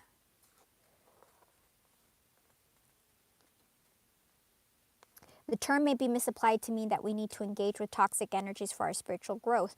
This is a little like saying you need to keep beating your head against a brick wall to learn how to deal with the pain. There comes a point when you will realize you no longer need to continue. Understanding the nature of the behavior of the pain it causes is enough. This is not weakness but wisdom. Bagalamukhi's presence in a reading indicates that you are learning how to self-protect, to have self-worth, to realize you don't need to accept negative, undermining, and toxic energies in your life. Your happiness and spiritual growth will increase as you clear them out. To do this, you may need to cut something off entirely. Sometimes this is the only effective way. It takes spiritual strength to give yourself unconditional support, unconditional love, so that you can thrive, especially, for example, if childhood conditioning was laden with a duty to sacrifice your well-being to another's emotional suffering. Arresting negativity is not only about dealing with projections from others, it is often more challenging and intricate work. It's challenging and difficult work to conquer the ways we are cruel to ourselves. Bagalamukhi helps us accurately identify and therefore deal effectively with external and internal sources of sabotage or negativity. So your person could have self-sabotaged the relationship because they were afraid. Harshness towards ourselves or others is very different from a healthy and humorous recognition of our weaknesses, which helps us become less reactive and creates more happiness. Bagalamukhi is about tackling unhelpful toxic shame, that which leaves us feeling unworthy, that something is innately wrong with us, that we do not deserve love or respect. It does not keep us humble, it keeps us spiritually incapacitated. We need a healthy sense of self-worth to be committed to our growth and learning. We need to believe we are worthy of our unique destiny. When Bagalamukhi arises in a reading, a blessing of some sort needs to manifest. It may be a type of relationship you have never experienced before, or a new level of professional recognition or respect, or a realization that your innate beauty and value. This gift is essential to your continued spiritual progress, which benefits you and all beings. To be able to receive it, some form of toxic negativity needs to be conquered, and so it shall be. Do not be afraid to affirm your right to thrive. You are all here to thrive. Absolutely everyone. Look at how crazy, you guys. Like I heard Kali, Kali, Kali, and these cards are all resonating with our reading. Devi Ma Kali.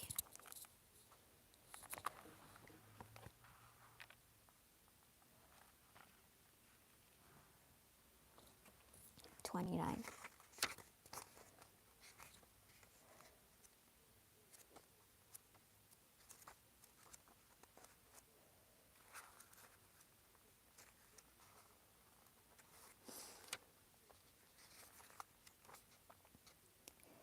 Invocation ritual. Imagine, visualize, feel, or intend that you are holding a golden mala.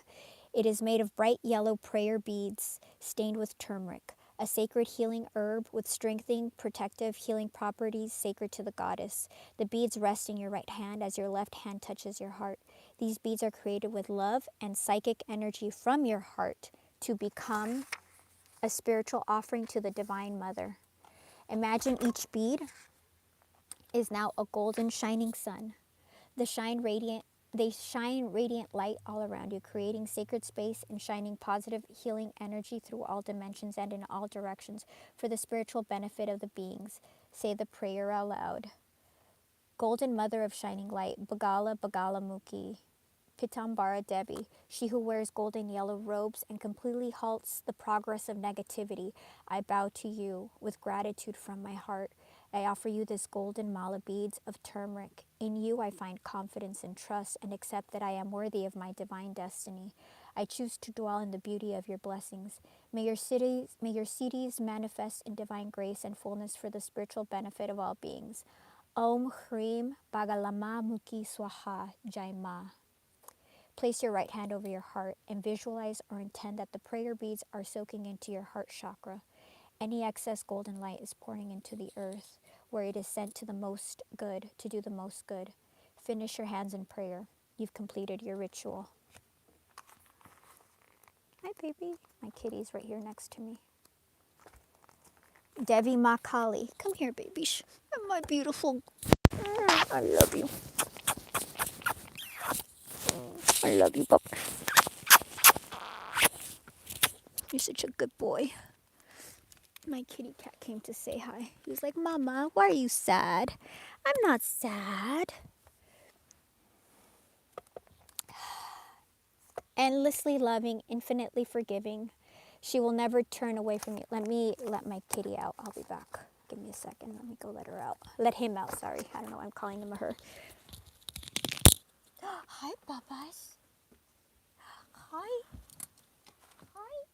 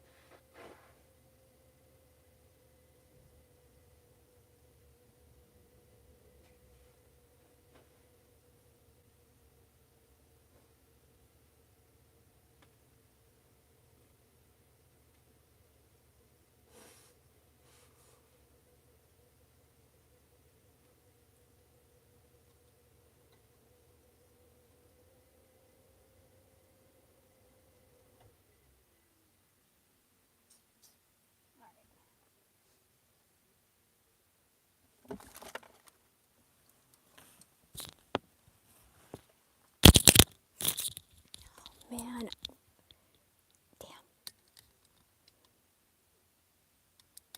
I'm on low bat, you guys. I'm like on 20. Gosh, because I want to do the whole, I want to do your, so you can compare where you're at, but I don't know if I'm going to have time. Okay, let me finish this one because I have, let's see how many we have today. We have 1, 2, 3. I have 3 I have to do.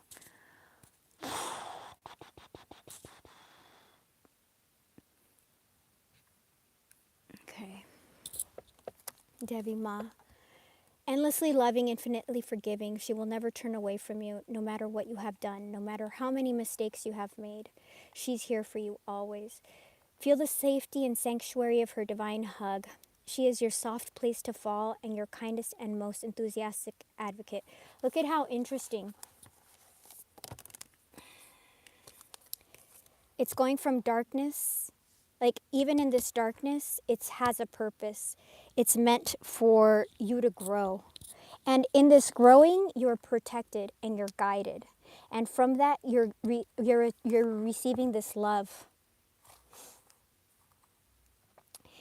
Let her shift and experience away from endless tasks. Let her shift your experience away from endless tasks and ever greater expectations into sweet relief and comforting connection. There are times when we just need our mother. This is natural and necessary. However, for whatever reason, we may not be able to turn to the mother figure in our lives in our times of need. There's no need to feel deprived during such moments, for we have a divine mother who wants to help us and has the endless resourcefulness to do so. The problem of receiving grace is never with the source of it. By its nature, grace flows with generosity, so needing to earn or deserve it goes against the very nature of grace itself.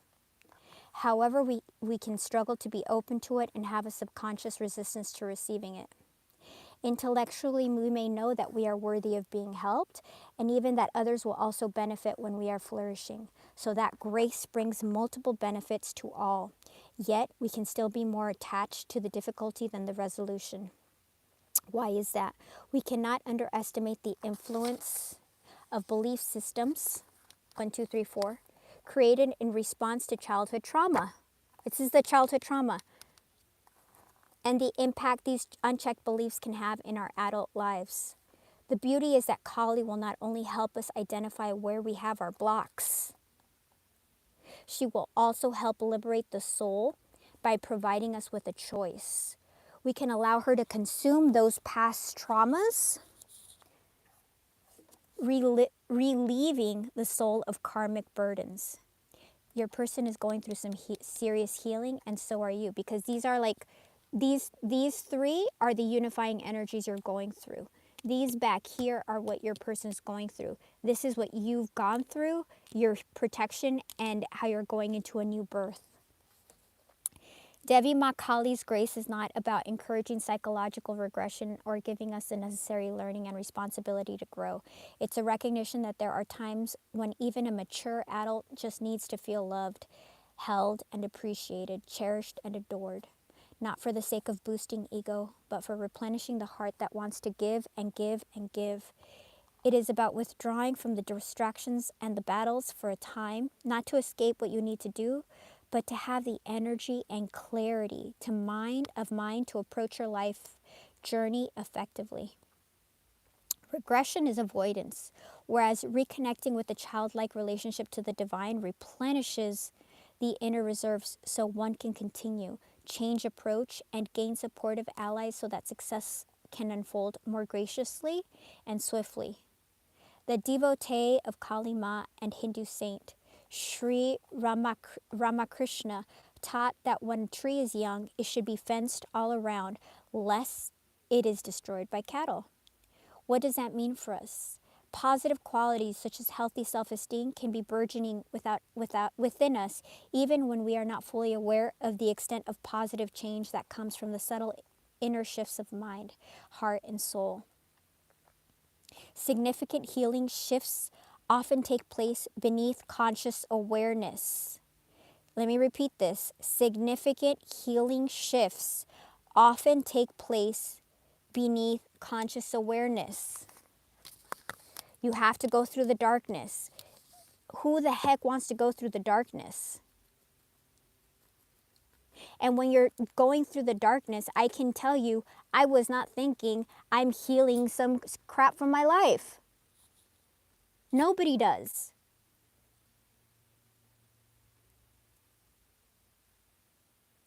Because the darkness is dark. The darkness has nothing around it. When you're going through the darkness, it's all encompassing. It's overwhelming, it's suffocating.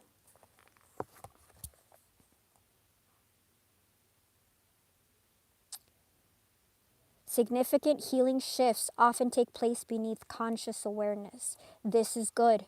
It prevents the sabotaging aspect of the mind from killing off that fledgling quality before it is strong enough to stand up to the patterns of the past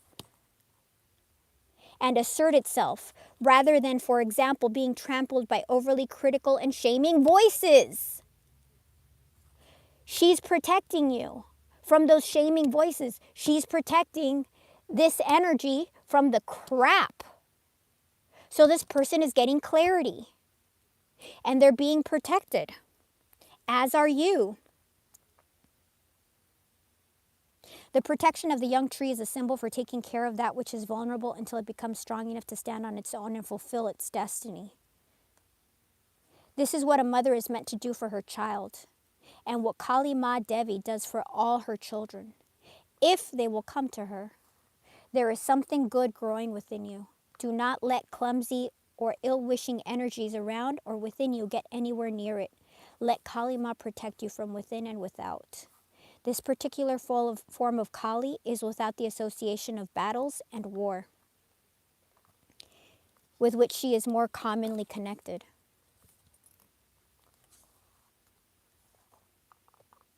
Instead, she is the Divine Mother holding your being in her arms, in a quiet and peaceful nursery of the soul, rocking you back and forth with the gently sweet lullaby upon her lips.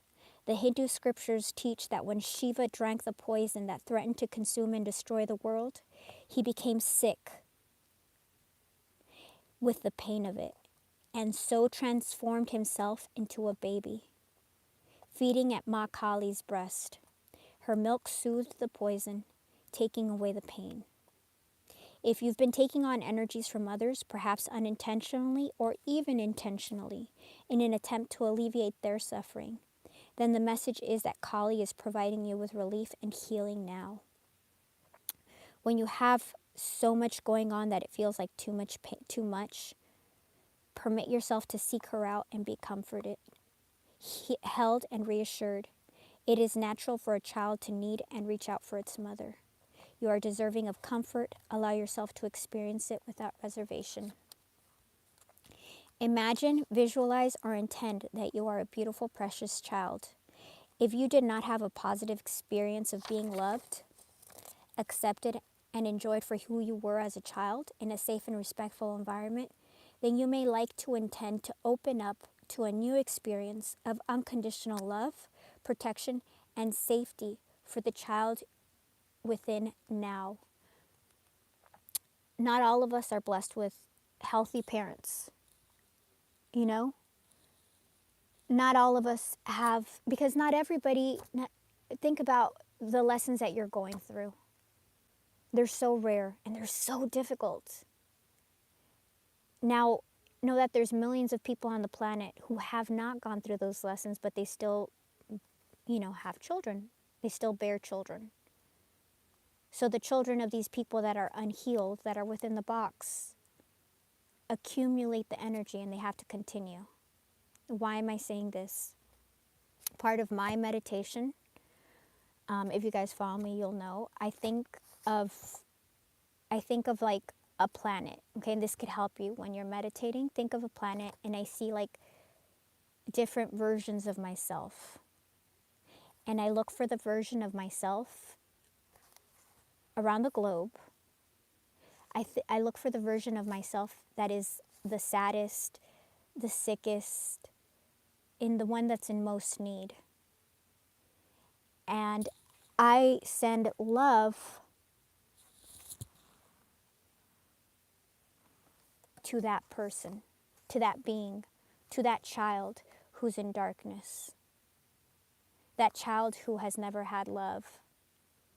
That child who's never been protected. The child who's not safe.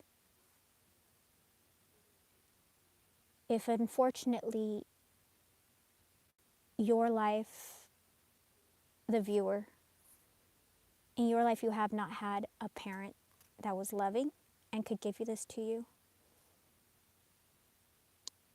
then it's time for you to take your power and give yourself that love. In your meditation, Seek that version of you that is unhealed. Seek that version of you that is traumatized. Seek that version of you that is in the darkness and is lost. Give that person, give that version of you love, unconditional love, support, and guidance.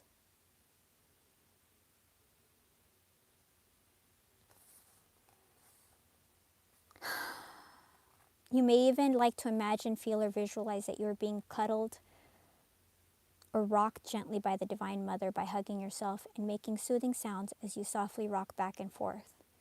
If this is confronting, be kind to yourself.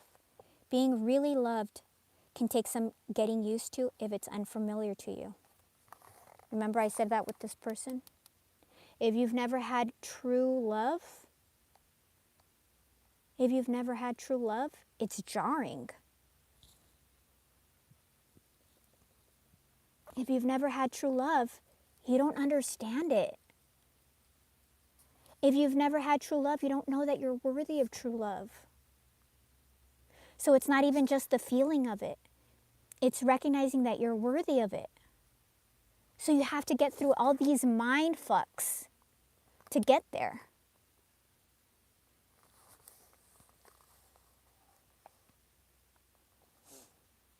Love can bring up some shock, anger, or grief before it brings peace. There's a tremendous freedom that arises in feeling such feelings and letting them go. In this process, you have the safety to feel whatever you wish, allowing it to be compassionately witnessed by the Divine Mother. If you wish to talk with your Divine Mother, do so now. Just tell her what's on your mind and what you need. Listen for her response by tuning into your heart, and know that her answers show up in the best possible timing and best possible way. When you are ready, complete your process by saying this prayer of invocation. Supreme Mother of the Universe, I am in your hands. My body, mind, and soul seek refuge in you and are now fed by your nectar, which alleviates poisons and brings strength, wisdom, and peace. I settle into your presence. You and I are bonded in divine love, a bond which can never be broken. May your comfort arise in my heart now, reaching through all dimensions for the spiritual benefit of all beings. Jai Ma Kali. Complete your process with your hands in prayer, at your heart, and bowing your head.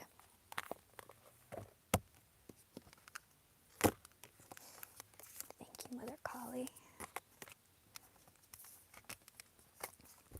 Thank you for these messages. May they reach the person that needs them. May they bring peace to the person that needs it. Please provide peace, security, protection, love, and guidance through the hardship for this person.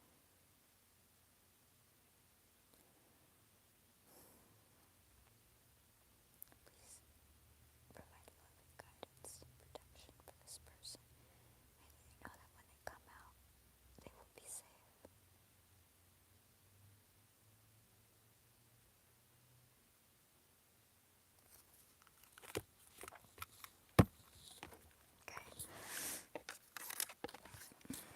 Put this one away.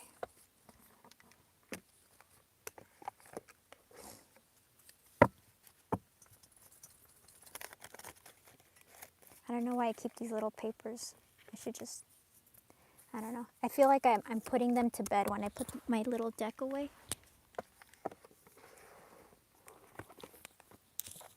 All right, let's continue.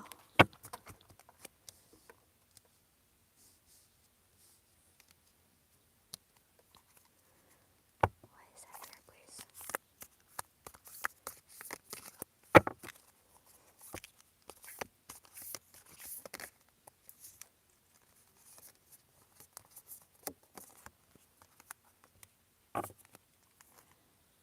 The Animal and the Pilgrim, 20 and 19.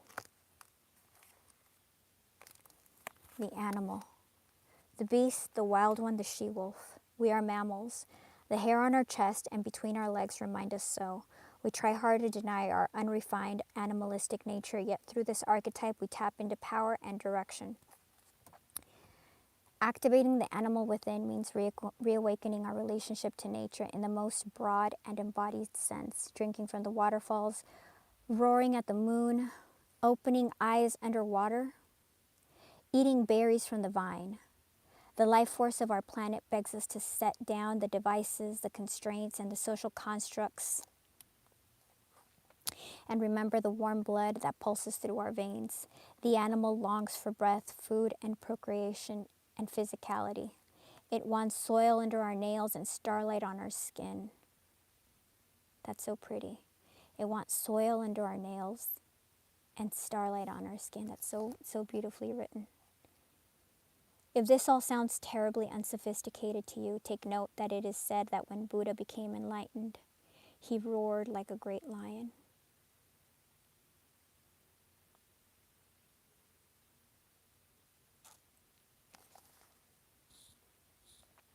Notice your resistance to the animal within. Where does it come from? What has it kept you from doing, wild one? The animal demands we get comfortable in our own skin. The minute you accept, express, and celebrate the physical body, you tap into animal energy. This person is accepting themselves. They've gone through some initiation period. They're starting out and they're learning to accept themselves.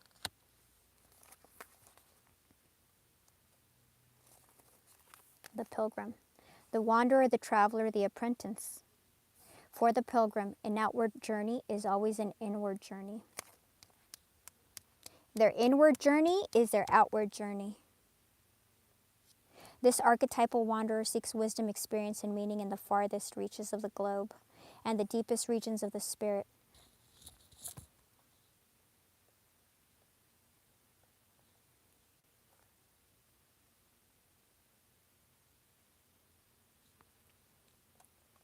Others will wander when the pilgrim will settle down and claim a more conventional life.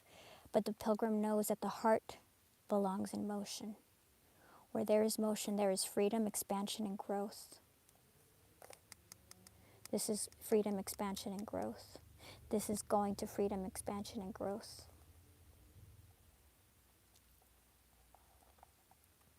Responsibilities, social conventions, and logistics lull us to sleep. And soon the pilgrim becomes veiled in the slumber of the day-to-day. That's the stagnancy. Yet when this archetype awakens, awakening, it rallies our sense of adventure and leads us out the door toward a new reality. Remember I said your person has to awaken before you guys can unite? This is the beginning of the awakening. This is the beginning of the awakening. The Maiden. This is coming out of these slums, out of this darkness, after the liminal, after the destroyer has destroyed everything. So you can be awakened.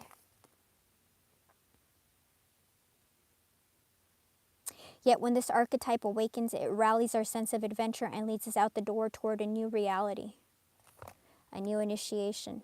With the pilgrim at your side, you will never lack courage, nor do you need every amenity. Travel light, travel soon. Your spirit needs it. So in the past, your person could have been aloof, non-committal, flaky, but they're growing. All right. Let me see how much time we have, if I have time to do because my battery's gonna die. I'm limited by the reality. Oh, I have 8. Okay. I have 8%, so I'm going to switch over to the generals, you guys, the personals. Let me grab a deck. Jenny, are you here, honey? What?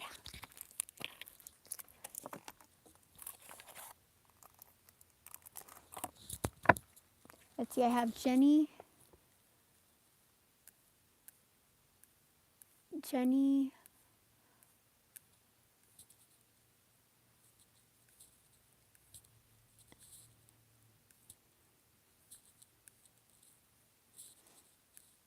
Are you here, honey? honey? Where are you?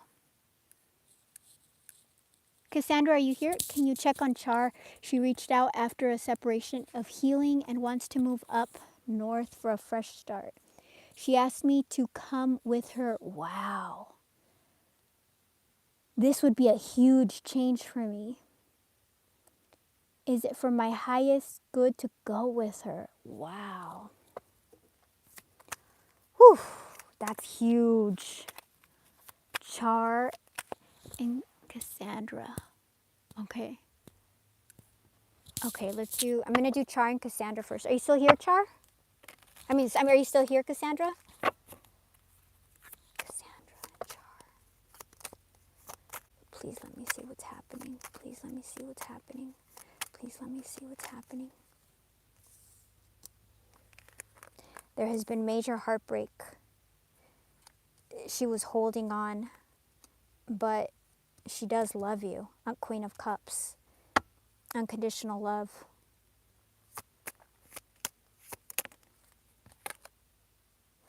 There's been major isolation, abandonment feelings.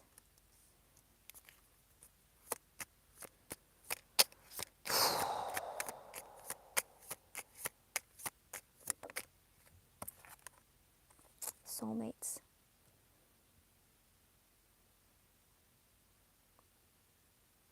The love is real. We have Queen of Cups, Two of Cups, Three of Swords. You only feel Three of Swords. I am beyond thrilled of this news and need confidence to make this choice. She absolutely loves you. You can't feel this without love.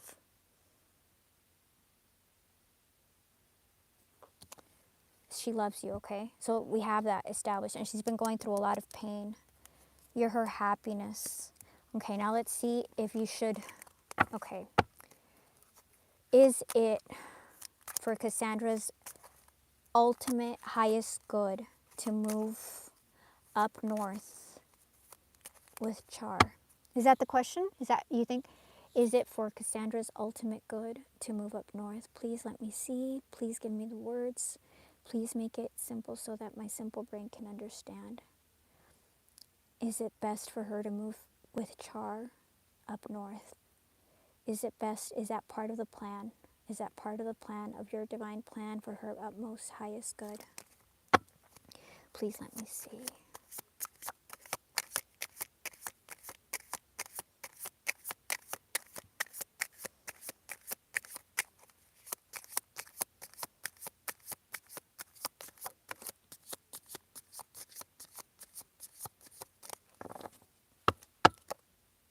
Wheel of Fortune. Yes. This is important because the Wheel of Fortune is something that's orchestrated by the divine, something you don't expect, something that is a karmic shift that comes in for blessings. So this is something you didn't expect, you said, right? Something you did not expect that came out of nowhere. This is something that comes out of nowhere. This is alignment by God, the universe. When you have a major arcana show up, that doesn't mean that this is going to be an easy transition. That doesn't mean that this is that the next phase of your journey. Like, remember the general reading? Going through an initiation phase, right? Going through another journey. This is the beginning of another journey, which will have difficulties, as all journeys do. But I think it is. I really do. I think it's meant for you because it's divinely orchestrated. There are important lessons for you to find out. Can you tell me more, please? Tell us more about this, please. Is there anything else we need to know about this, please?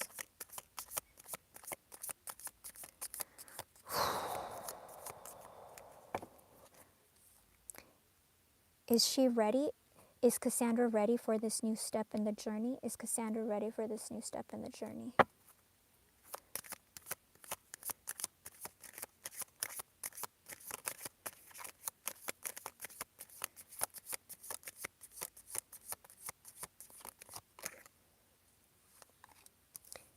Yes.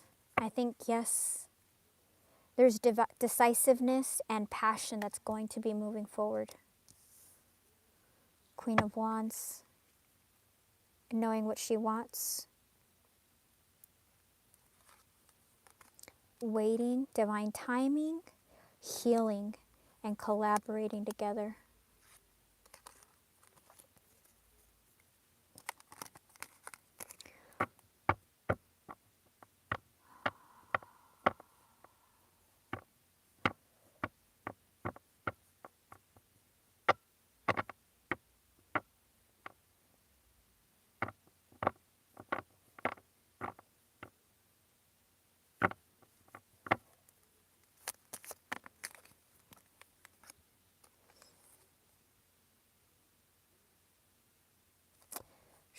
She spent a lot of time thinking about you.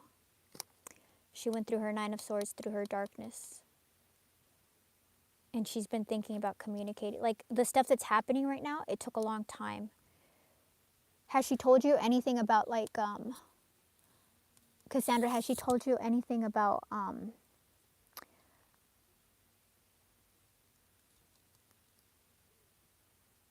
she wasn't sleeping at night, she kept on thinking about you? Has this been, like, a long separation? Because it looks like she really, really,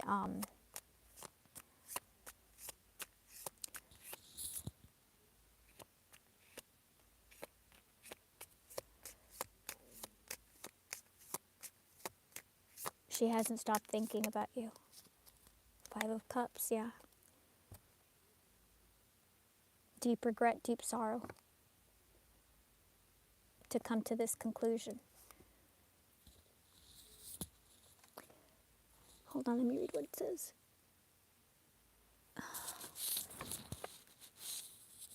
Two and a half weeks for separation.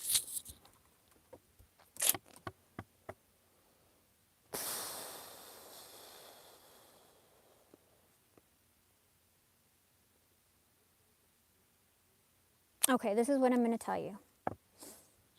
Just because I've seen a lot of journeys, but I could be incorrect. Okay, that's what I'm saying. But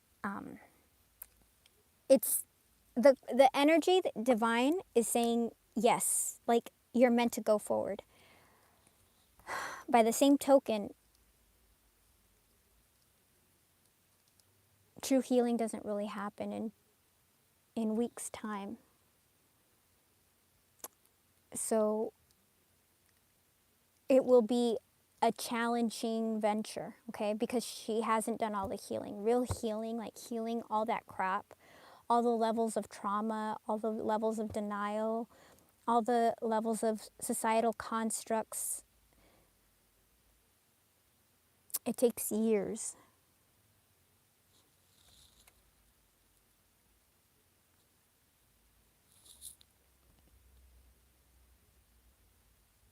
To have proper healing.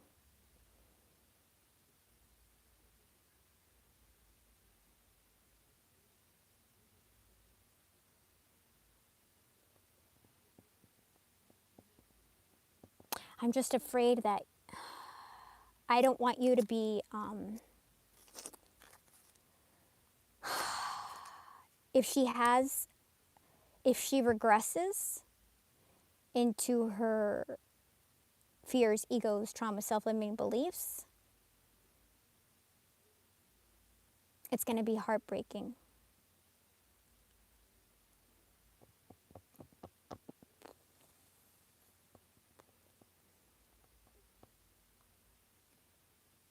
Queen of Cups again, unconditional love. Five of Pentacles, damn. The Tower.